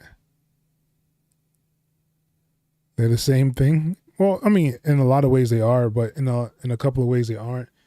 Bitwig, I think, is more for people who like to make their own kind of sounds. Like, I think it's more of a sound design kind of DAW, not necessarily like if you're trying to make a song, you would go to Bitwig. I don't see that. Like, I don't see Bitwig being, oh, you know, I'm about to record this whole album with my band. I don't see people doing that in Bitwig or Ableton. I could see it definitely inside of Reaper. I don't see that inside of FL Studio. A lot of people don't like to record inside of FL Studio. Cakewalk, I mean, Cubase for sure. Cakewalk, yes, as well. Pro Tools for sure, 200%. Studio One, yes. I could see them recording inside there as well.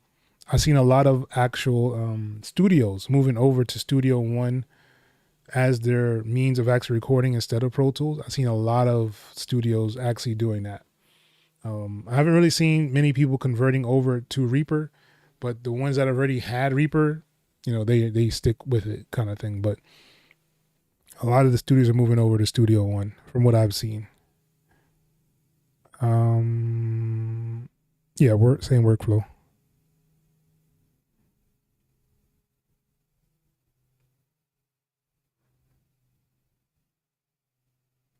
Yeah, I use Cubase. I think Cubase is an amazing DAW. I did a tier list of all the DAWs, and Cubase was like the one that I would choose. Like if I was willing to actually pay all that money for a DAW, I would use Cubase, just because of all the features and things that it comes with.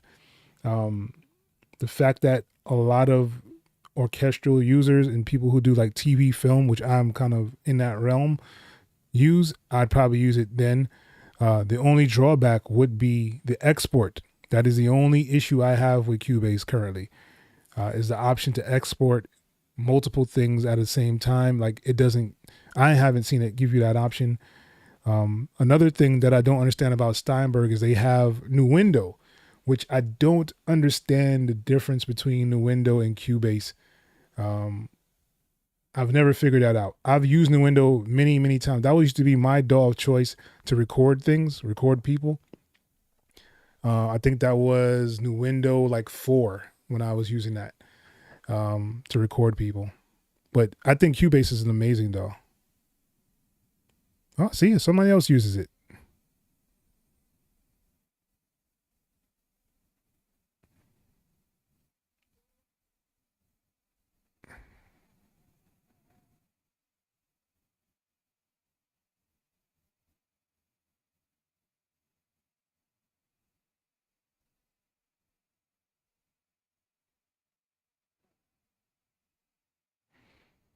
Oh, that's cool.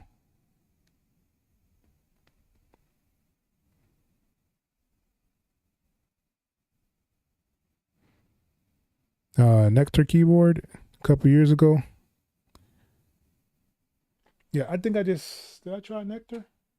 I just had a couple of keyboards sent to me, and I don't like the way they work. Just to be honest, I don't like the way they work with Reaper. I think they should be able to do more, especially with all the things and features that it has on it. So far, I have to admit the Complete Control has been the best keyboard I've used inside of Reaper.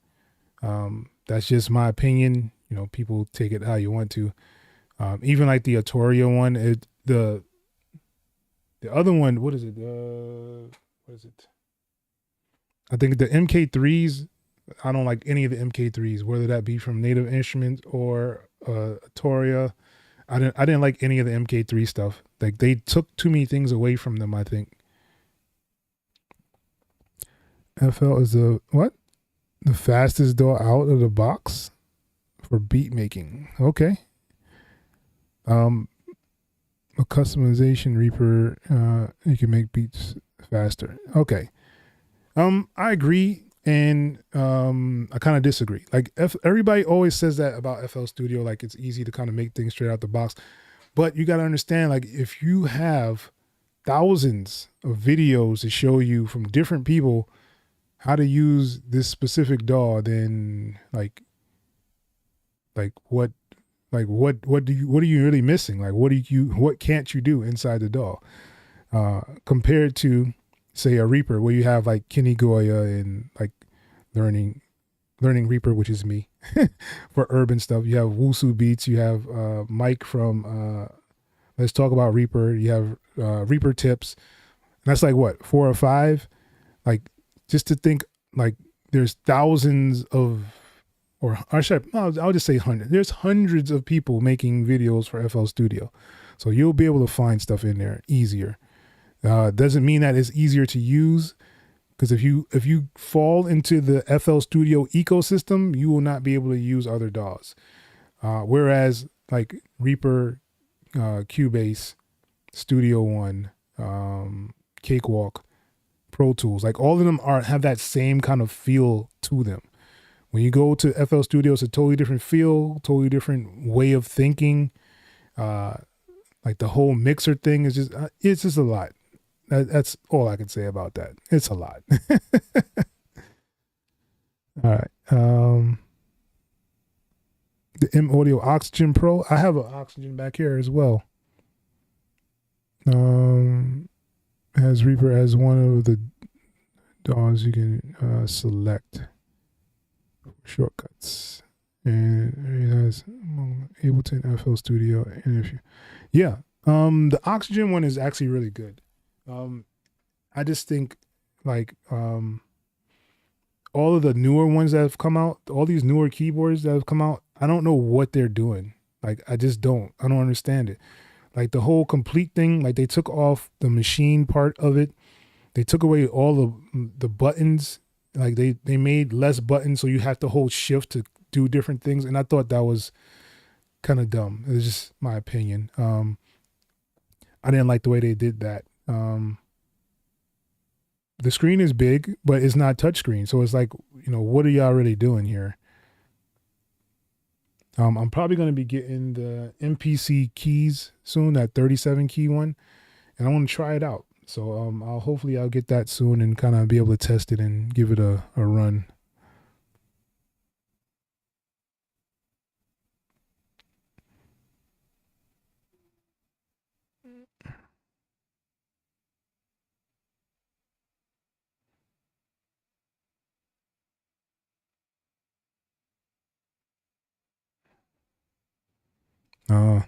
See, I didn't even know. I've just never seen anybody use Ableton to record in. Yes, Reason is very, very nice DAW. And once again, Daniel, I've never seen people say I'm going to record vocals inside of Reason. So it's like one of those things where like Reason, I started on Reason. That was like my first DAW to actually make beats in, and I loved it. The red sampler or drum red or whatever, however you say that. How all those other samplers, the NXT and the all the effects that it had inside there, the mixing board, which is supposed to emulate a SSL board. Really, really clean sound I always got out of Reason. But they never wanted to follow the times. They didn't want to do the VSTs. It took them till 10 to get to the VSTs, and it's like, y'all are late, man. People have moved on. I can't use a VST inside there. I'm gonna move on. You only want me to use your sounds? I'll pass. So, but yeah, Reason was always a really good DAW to me. I just never seen anybody record anything inside of it. I've never heard somebody say, all right, we're gonna go inside of Reason and start recording this session. No. It's just not something that I've heard. Just to be honest.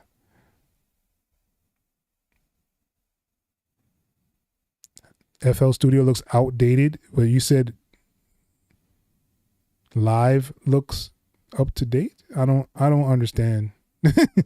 FL Studio is probably one of the best looking DAWs out there, hands down.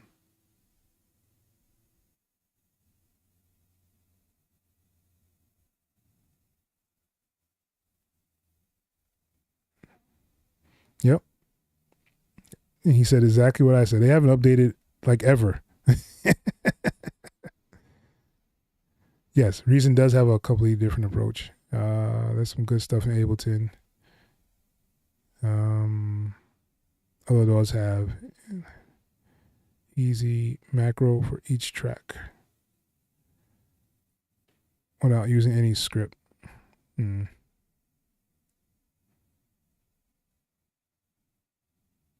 So new people getting into Reaper for beat making, which is cool.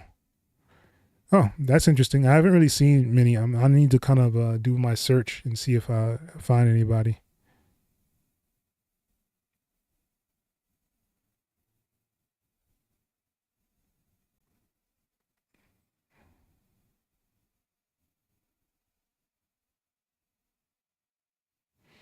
Oh, the global sampler.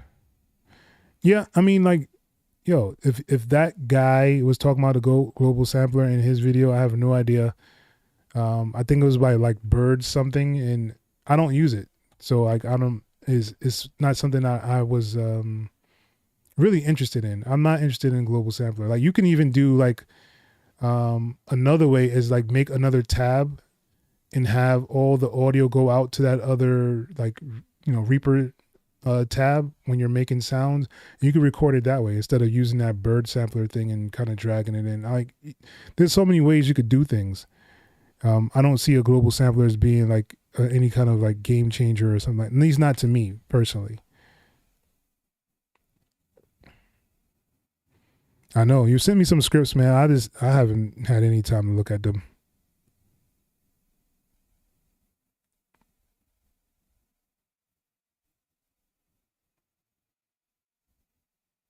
Yep, everybody's heard of FL Studio. It's popular, man.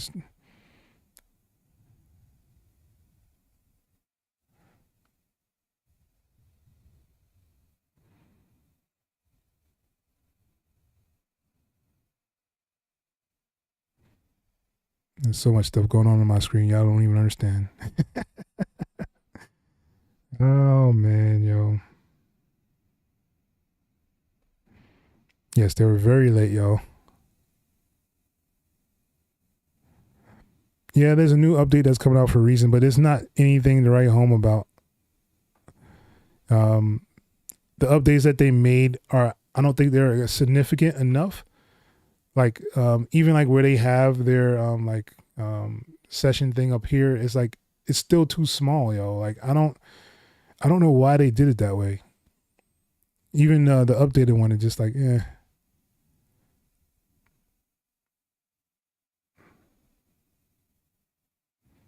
Yeah, it does.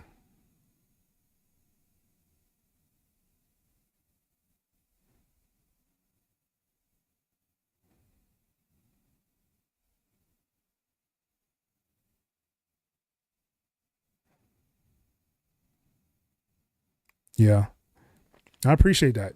I know Kenny is dominated this whole field, and he's basically like the guy to go to when it comes to Reaper for sure. I'm just trying to be another person that people can go to and say, oh, that dude X.E.L has a video showing you how to do this, especially for like I said, the urban market. Like there's no real urban producers, nobody doing hip hop, pop, and like drill and trap and stuff like that. Like there's not many that I've seen actually doing it. So I figured, you know what, I'll kind of just fit in this space and try to teach what I can.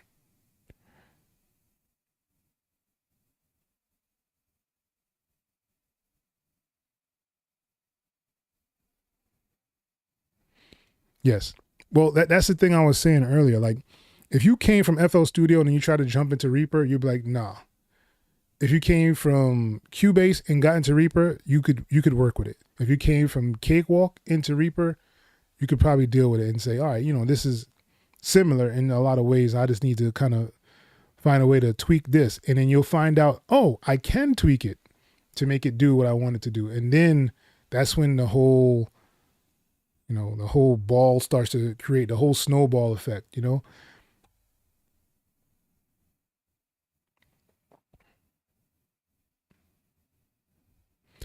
All right.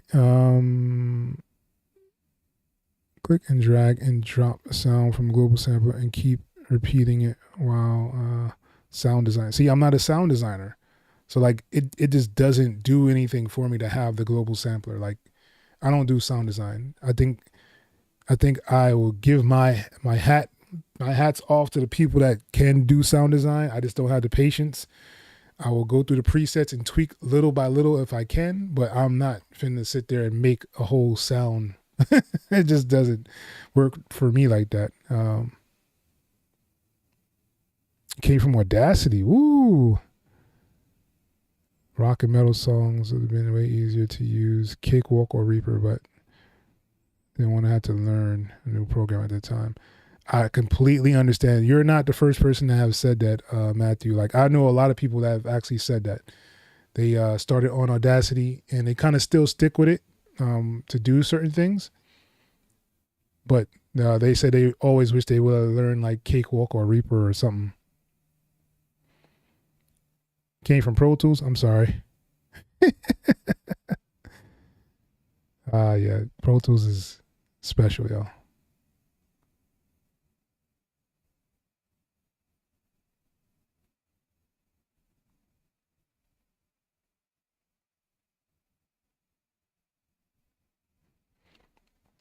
Hey, I appreciate that.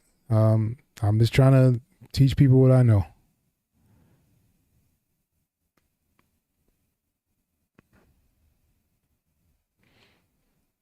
Um, I don't like Pro Tools. I've never liked Pro Tools. I've used it several times. I had to purchase it at one point in time in my career.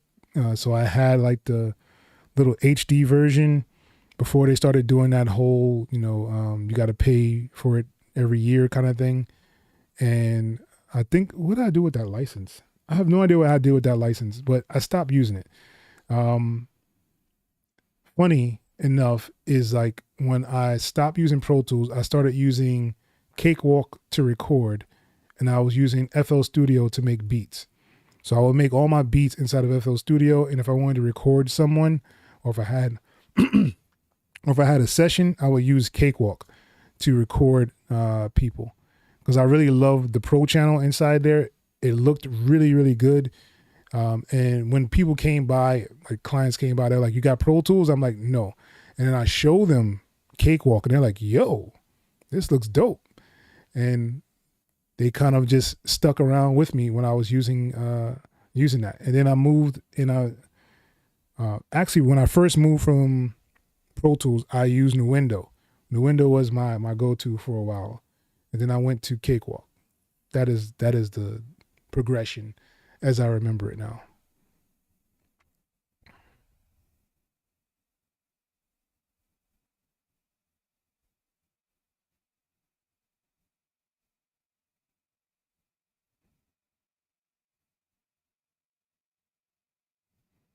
Hmm.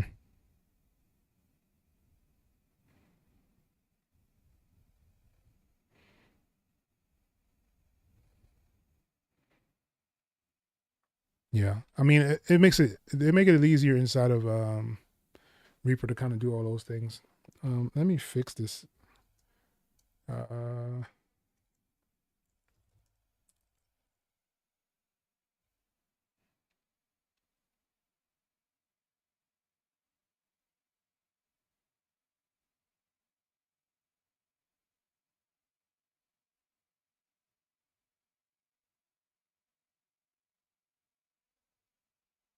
nope, that's the wrong one.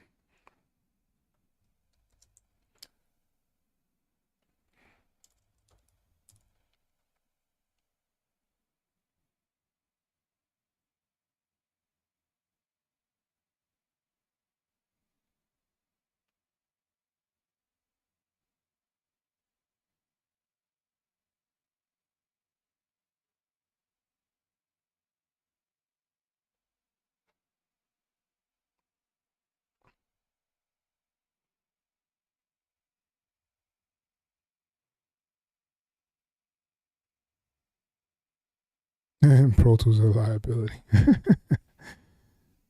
Basic audio editing and stuff. Hey, I actually like what they're doing, yo, with Audacity. They've added some things in there that I really really like, yo. Um, I've seen some updates that they've done. I think they even added a stem separation, if I'm not mistaken, to the new one.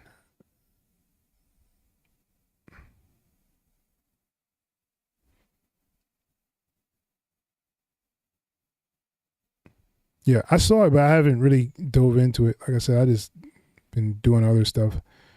Um, some known bugs when you have tons of tracks, a lot of stuff going. Yes, that is true. Like you will find some little glitches at times with Cakewalk, especially if you're using like the MIDI with it as well. So like you more than likely want to either like bounce or track the make the track outs for it. so that you don't have those issues. Like that is the one thing that you will have to do inside of Cakewalk is like bounce the track or like bounce the MIDI into like an audio file so that you don't have to worry about all those things.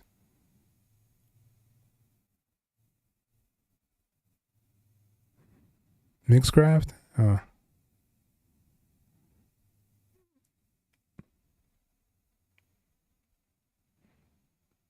That's what's up.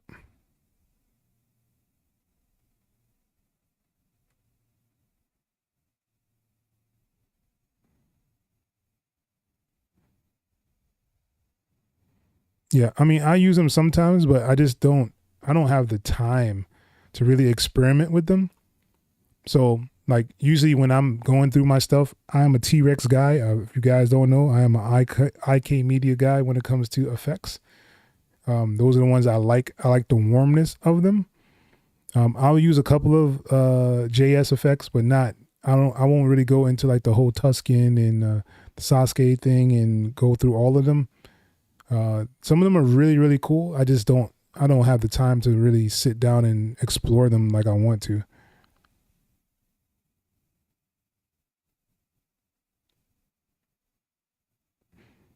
See, I'm the same as you, Davey. Like I'm gonna use what I paid for because I already paid for them, kind of thing.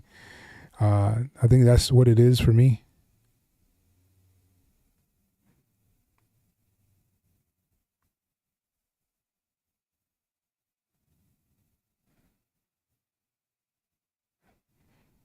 Yeah.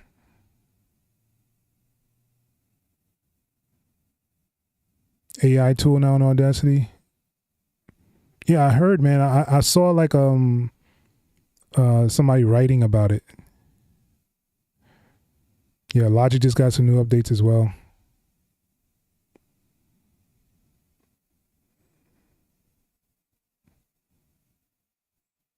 I don't have a Mac, so it's not gonna happen. I have no Mac, yo. So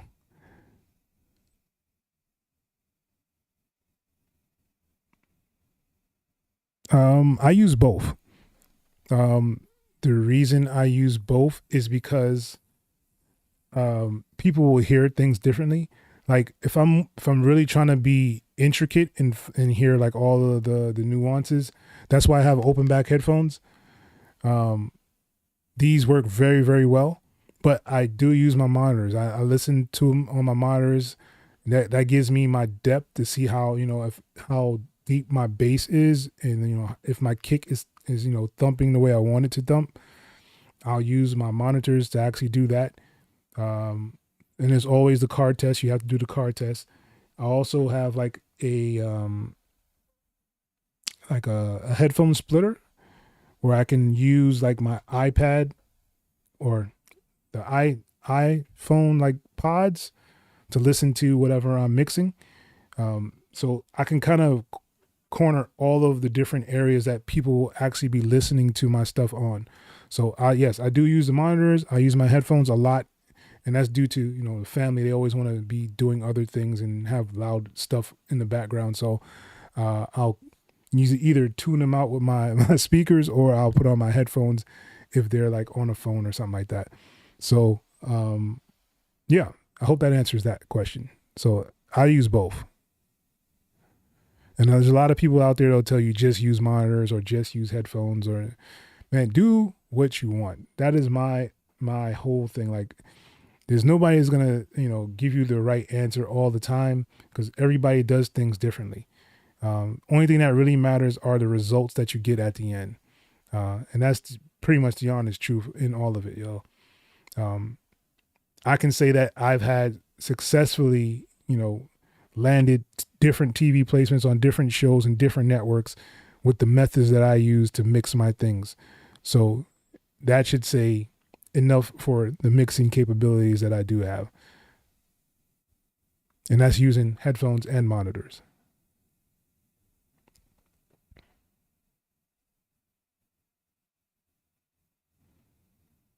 Yeah. Cubase and Reaper are probably the most popular DAWs out there. No. Not even close. Ableton and FL Studios are the most popular DAW, and Pro Tools. Pro Tools is probably the most popular DAW, period. Because you can go anywhere and say Pro Tools and people will know exactly what you're talking about. FL Studio is probably second, and then I would say Ableton is probably third. Cubase has been around, probably one of the longest ones. That and Cakewalk. Reaper is still kind of like a new kid on the block to a lot of people, just like Studio One is kind of a new kid on the block. But the power of Reaper is what is unmatched by any of these other DAWs. Like the power that Reaper has is just it's just unmatched. And for like the little CPU usage that it has is ridiculous. And and just the fact that you can run it off a SD card is unbelievable to me. Like you can really run Reaper off of just a card. You don't have to have like all this, you know, big downloads or anything, or have a supercomputer to use it. It runs well on almost anything, even like 32-bit computers. It'll still work on there. So that's why I think Reaper is great, but it's not the most popular DAWs like whatsoever. Ableton is really up there. FL Studio is definitely up there, and Pro Tools is probably third or first, I should say.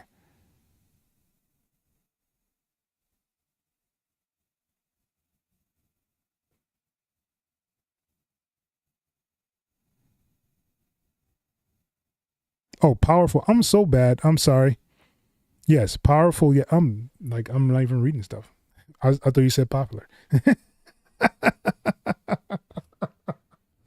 Forgive me. Yes, it is definitely the most powerful one out there, at least to me. I haven't seen anything that's more powerful than it.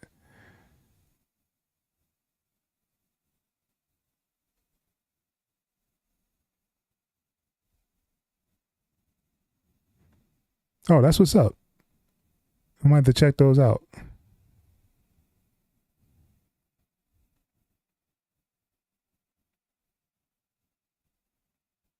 Yep. Yeah.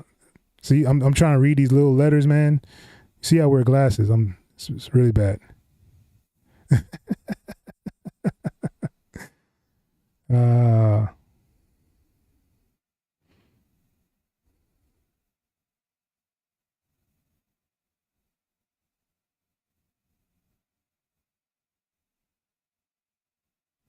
yep.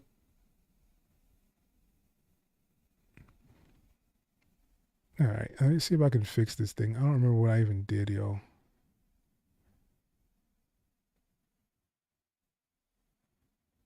Um, Mixer.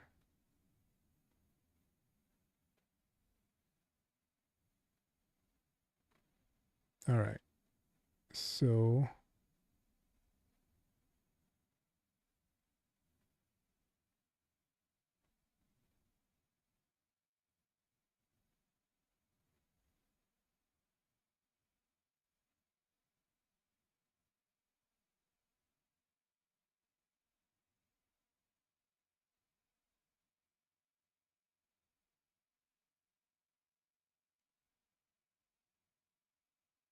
all right. Why is nothing working?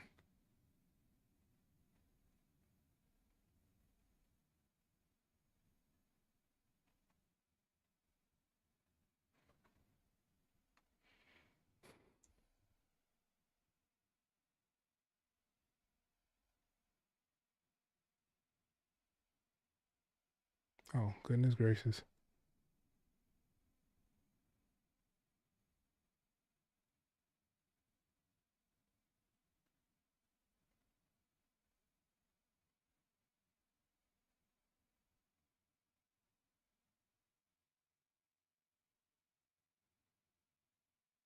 All right.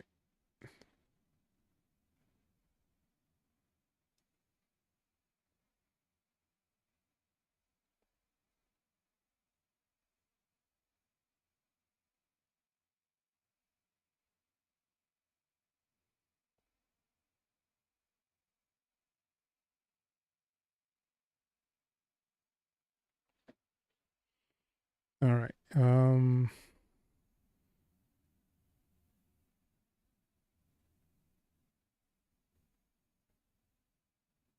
Name same size.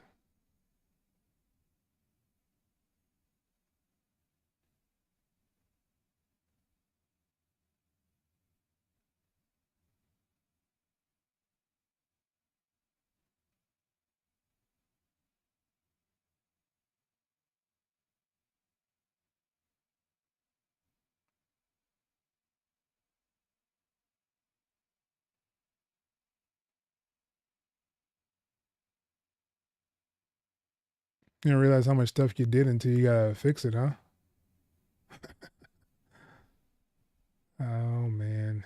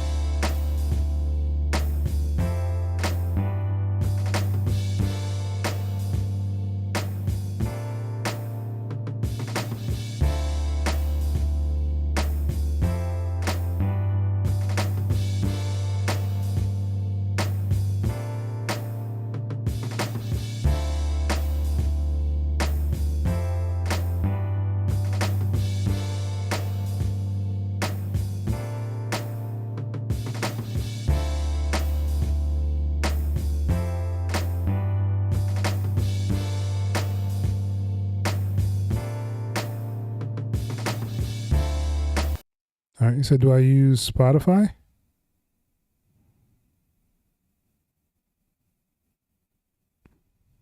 Oh, Spitfire Audio Labs. Yes. Plugins. Spitfire Audio is amazing, yo. Really, really good sounds. I use Labs like a lot. I haven't used them that much recently, but I used to use them a lot. It's one of my favorite ones. Yeah, Labs is dope. I actually have it in one of my videos showing you like I think it's like 10 VSTs to get for Reaper, and I believe Labs is on there as well. Labs complete start. Um, why am I trying to think about this? Let's pull it up. Let's see. So I have a list of free VSTs. So the Monster Synth is a really good one. If you don't have Ripcord, you should get Ripcord. Ripcord is amazing. Sign Player is a definite must. Sign Player is really, really good. I really like the strings on there. One that people have not really messed with or talked about is this Tune Boosters Flow Tones. It's a really, really nice VST. You can pay for it, but I haven't paid for it yet, so I'm still using like the demo mode on it, and it'll still work. It'll still load whatever you have in there. Really, really good. But yeah. Let's see what else is on here. Yeah, Labs is here. Iota Mini is a really good one. I think the drums are very underestimated on there. I really like the little drums that they have inside of Iota Mini. Decent Sampler is like basically a contact that has a whole bunch of free things inside of it. I don't really use it too much because it just kind of gets in the way and I always forget about it.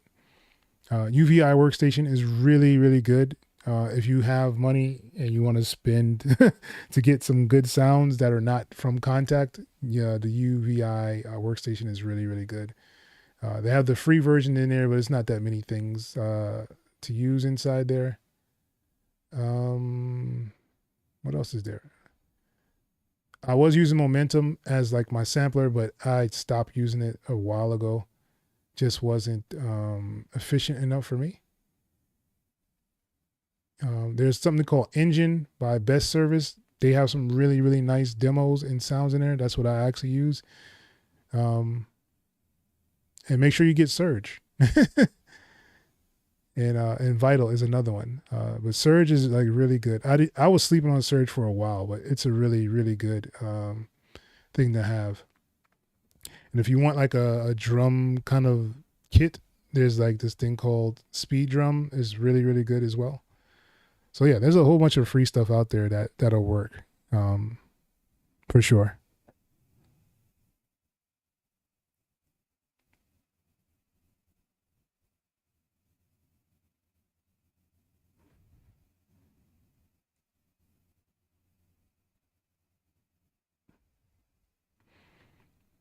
Yeah, I like to kind of know what grid I'm in.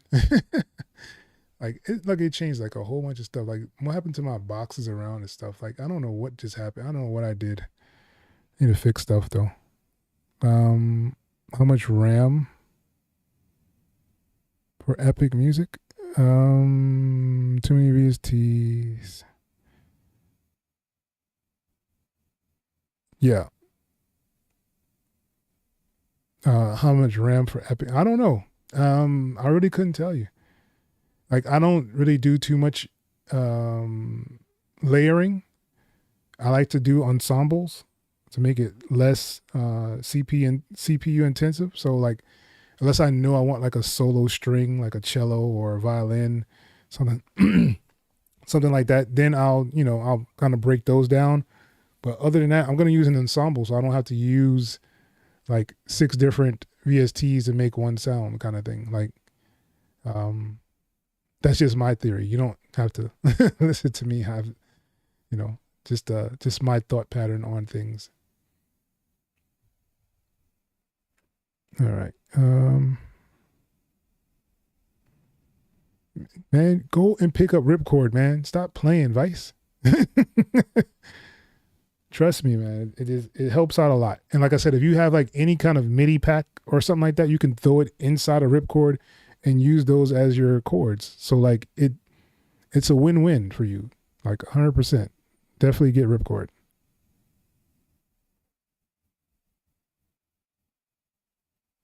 Huh? Have you used the MIDI effects? Yes.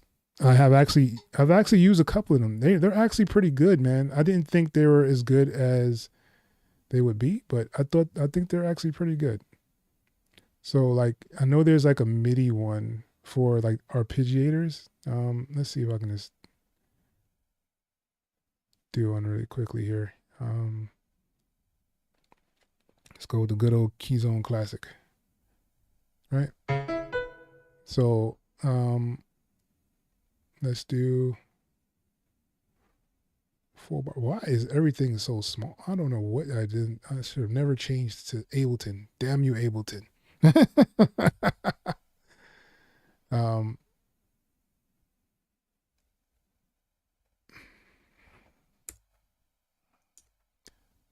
so like I know they have this thing where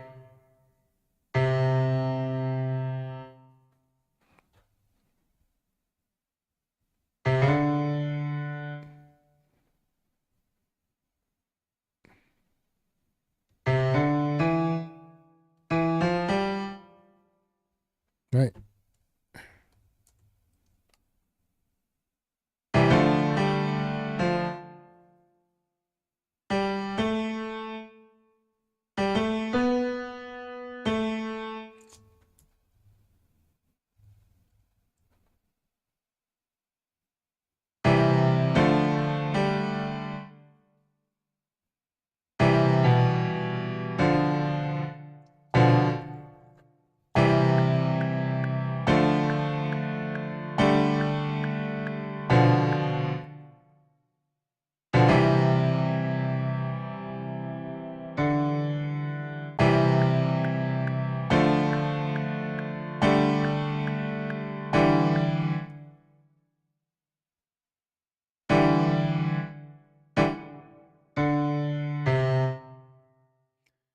All right. I just brought it back to the beginning notes. So, yeah. So if you have it to where you go into your MIDI. Like I've kind of moved mine aside so I can kind of see it. So I have my arpeggiator, right? And you just got to put this at the top.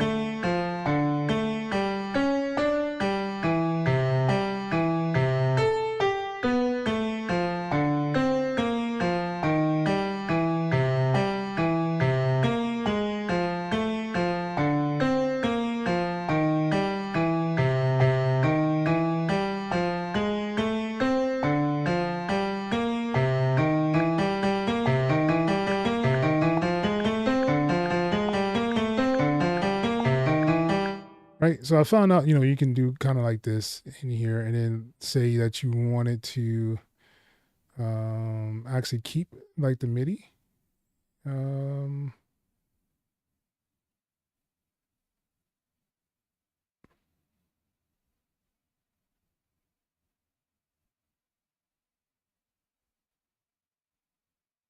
So you use this one, apply track take effects. And no, that was wrong.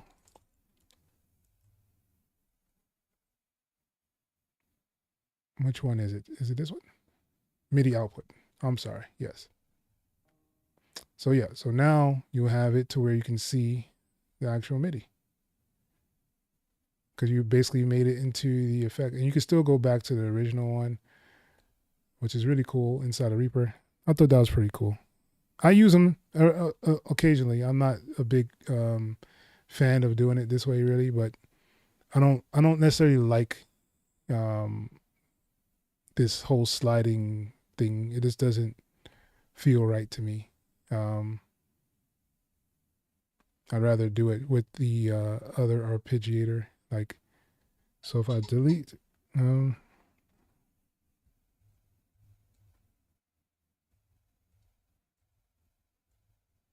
so if I go and not use this and remove this, so, all right. And I go down here to this arpeggiator. This one is a lot better to me. And it kind of controls whichever one you have highlighted. So let's go here. Let's go up to,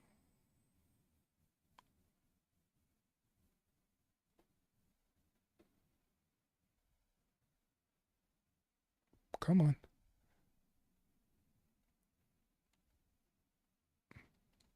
All right, so we're on 1/8 and we can see it in like real time kind of moving.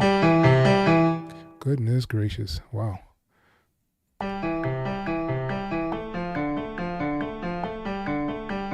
And then you have an option to do like a random and kind of just do, whatever you want to do. Just hit the dice and it's not doing anything. You can do a down, you can do a up. Why is it not moving?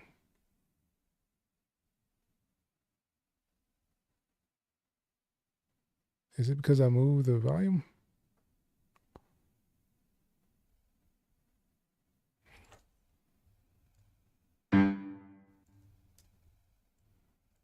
All right, let's try that again. Auto apply, generate. All right, so it's still not doing it. I don't know what I'm doing wrong. It's every time I'm on live with you guys messing stuff up, yo.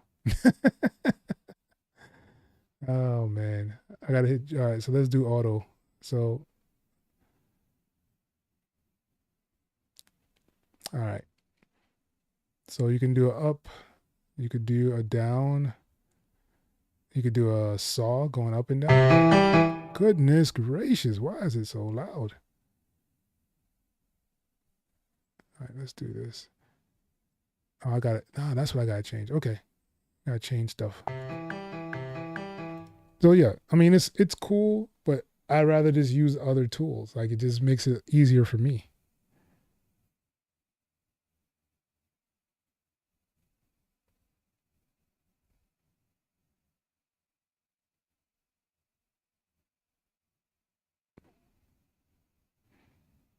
Okay.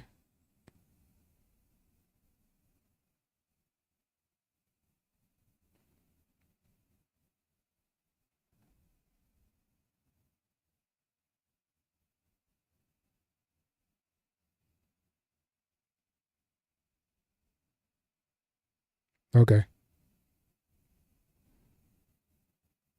It's called Gridbox. Okay.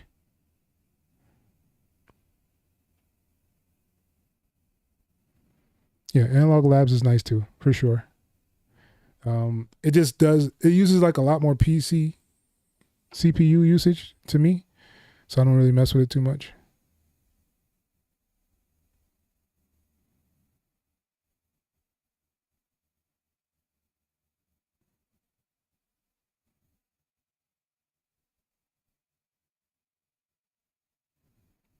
Ableton,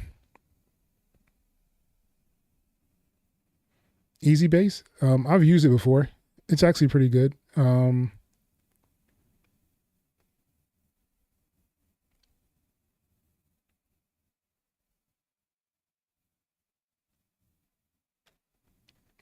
actually like the IK Multimedia one. This Moto bass.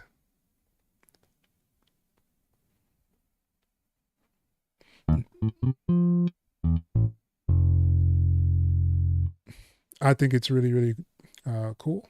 And you have a whole bunch of different basses that you can kind of choose from.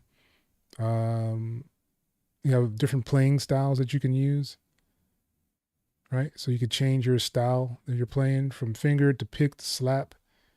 You can change your strings and make them like more broken in. You can use an old one or a new. You can use a different gauge, right, for your bass as well. You can even add more strings to your bass.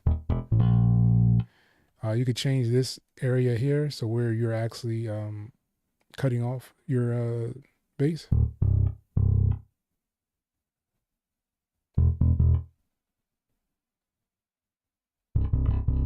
right? So you have those options there as well. I believe you can even change like the neck. You have like the electronics of it. You have your amps. You could change your amps if you want to change out your amps and EQ them if you wanted to as well. And of course, your control is here as well. Like it's like really in depth, yo. You have a slide range where you can slide notes. Yeah. So really, really dope. I really like this option for bass.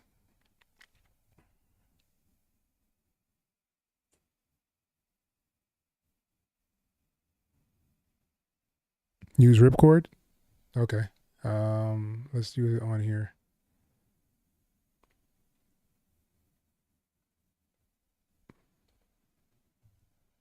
All right. So just make sure ripcord is the top thing above like your or what you can actually do. What I really like to do is I'm gonna hit I'm gonna remove this one, right? So I'm gonna go around here to this effects down here. This is your input effects. So whatever you're inputting inside of Reaper will be in here. So you don't have to like just show like one key. You can actually show all the keys that you're pressing. So I'm gonna put ripcord on there, and I'm just gonna click in the presets, right? So as you see, I have a whole bunch of them. Some of these are like from different MIDI packs that I've found. Nico MIDI packs, the Unison MIDI pack, the uh, Cymatics. There's a whole bunch of different ones in here. So as you see, like here in the middle, why is nothing playing? Because it's not highlighted. Duh. All right. So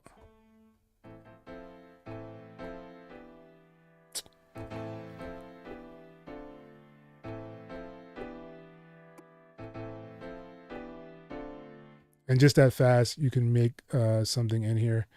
So let's delete these, right? And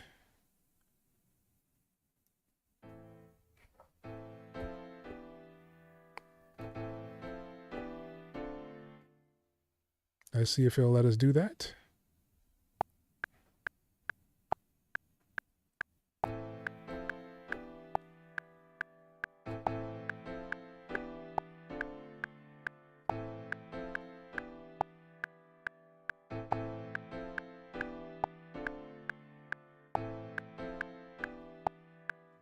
right? So ripcord makes it so much easier for you to kind of just put together chords. So like, let's say I wanted to strum it. There's an option here to kind of strum the notes. So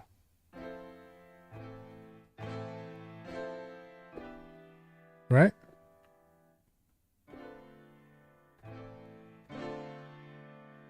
So all these things in here, this is like for like the volume. So it gives you a different variation of like volumes, and you can even record it inside of ripcord here. If you wanted to change, like say one of these notes, you can go to the edit section here and you can kind of edit whichever note that you want to. So if I click this, it'll show me all the notes that are actually in this chord, right? So all the notes that are in this one, all the notes that are in this one, and this last chord as well. So if I wanted to change something in here, I could just add a note if I wanted to, right? Goodness gracious, I'm getting another call. Hold on.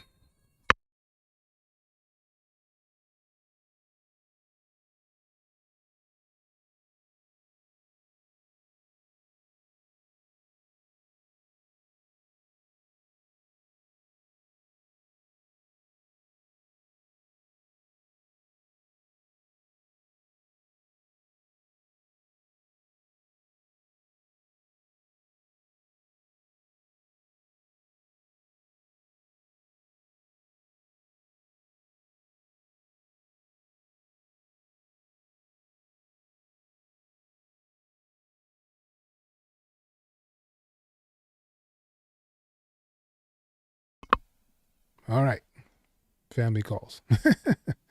But yeah, so really, really great tool here. And if you wanted to like add like chords and stuff, you can go to like your settings and import MIDI files, export current MIDI, import presets. So like all these in here. You even have like a community presets that you could do. You have a light mode and a dark mode. Yeah, it's a really really cool tool, yo.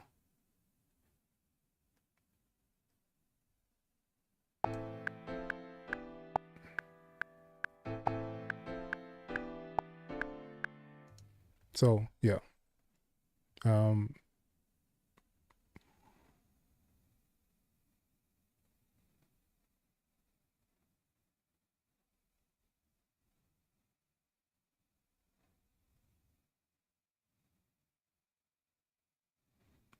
Yeah, see, you doing too much, man. I don't be doing all that. I'd like to just get in and get out. Like if I know what I want to do, I'm gonna get in there and do what I need to do and get out. I'm not much for modulation. I mean, I would do it if I kind of have to, if I feel like it needs it. Most of the time, velocity will kind of assist with that, unless you're dealing with like orchestral stuff where you're kind of using your modulation to kind of give it those curves and highs and lows and string holds and stuff like that. But other than that, I'm not really doing all that. It's just too much work.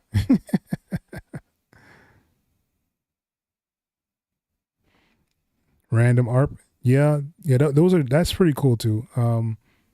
I just feel like it's really easy for me to just kind of go in here and just click and make a ARP if I wanted to. I always thought that was really cool.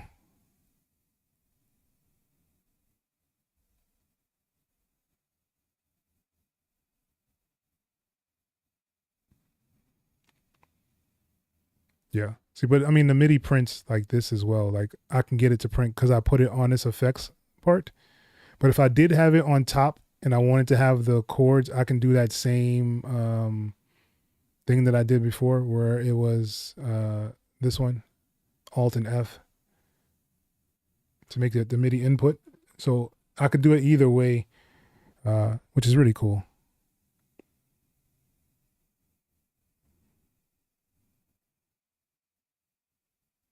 Oh, you made your own script for arts? It can cover one or two octaves. Can select various scales. Frank, that's dope. Let me know, I guess, what it's called. I'll try it out.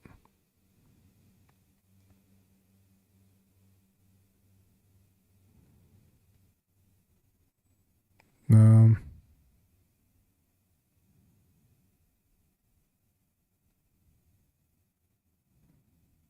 yeah.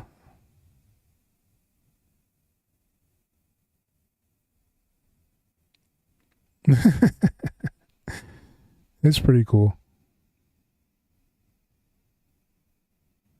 Yes, that vinyl guitar too is amazing to me, yo. Like I really like that thing. I've used it in the last couple of sample flips that we've done as well.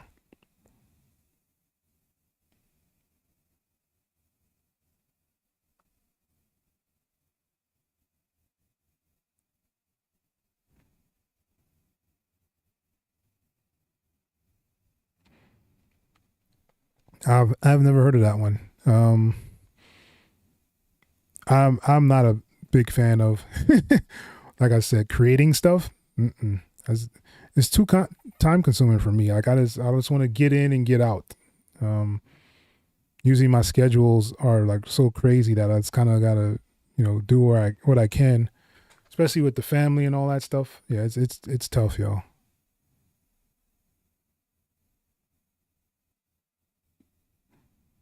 Mm.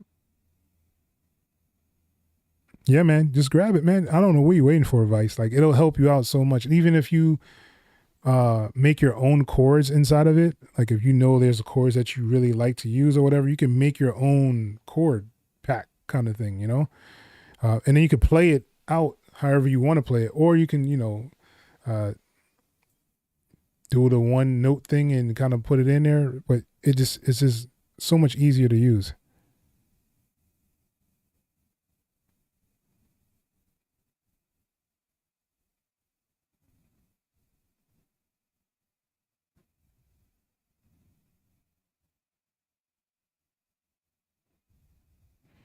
All right, that's what's up.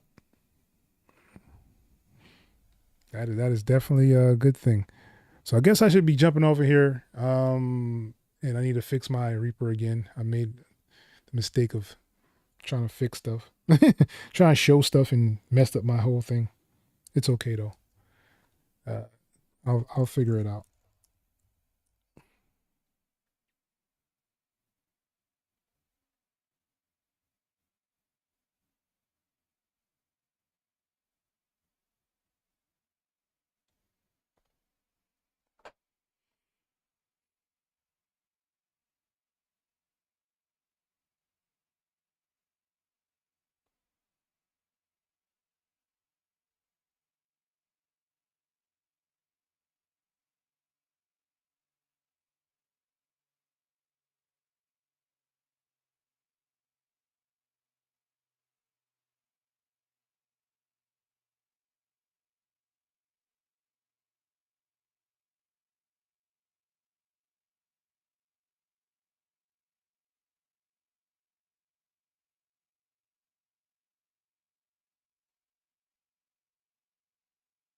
Mm-mm-mm.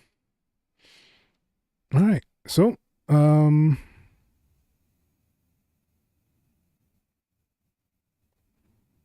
yeah, Vice, definitely get Ripcord, man. It'll help out a lot. uh, Instead of you trying to figure out all these chords all the time yourself, you can just do that. And this even gives you the option to kind of, you make some chords and then change up the sounds and actually make it into like a sample. So I mean that's one of the reasons why I really like it, because like I can just use something else. Let's say I used let's go with expand because it's pretty light and easy to use.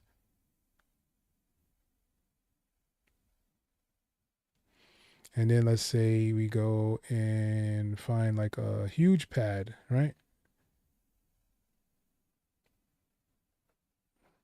And let's quantize this. And I want to do it on one. Why is everything look so weird? I gotta really fix this, man. It's driving me crazy. I already know.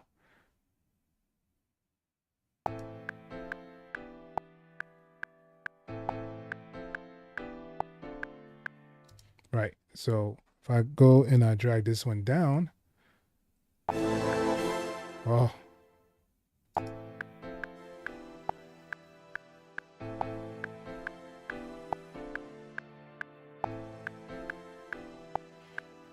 And you have a really cool sample, just that simple, from just using ripcord that one time and, you know, breaking it up. So yeah. All right. I hope you guys enjoyed this one, this live session that we had. It was a lot of explaining I've done on here. I would try to do next week, Thursday, around the same time, but we'll see. Kind of this matters how everything goes. But yeah, seeing that you guys don't have questions, appreciate everybody for stopping by. Thank everybody for actually liking and subscribing to the channel. If you haven't already, make sure you do like and subscribe to the channel. Share these videos with your friends and fellows, all that good stuff. Thank you for watching Learning Reaper. And if you want to, you can join my Discord. The link should be below in the description of this video. If you're interested in the piano roll setup that I have, or if you want to do like the whole cakewalk setup and experience, I do have it on my website. The cakewalk one comes with the option to pull over CWP files, and I give you a video explaining how to set it up inside of Reaper. And I believe it is $12 now. I changed it for the beginning of the month, so it's like $12 for that, and it'll be $8 for the piano roll setup. And that'll give you the option to do a one-click inside of the piano roll. If you want to change it, it's easy to change. You just go into your MIDI options inside of your control panel and change it to the double click. So yeah, with that being said, that's pretty much the end of this one. I hope you guys really enjoy it, like I said. And thank you for watching. Learning Reaper. Peace.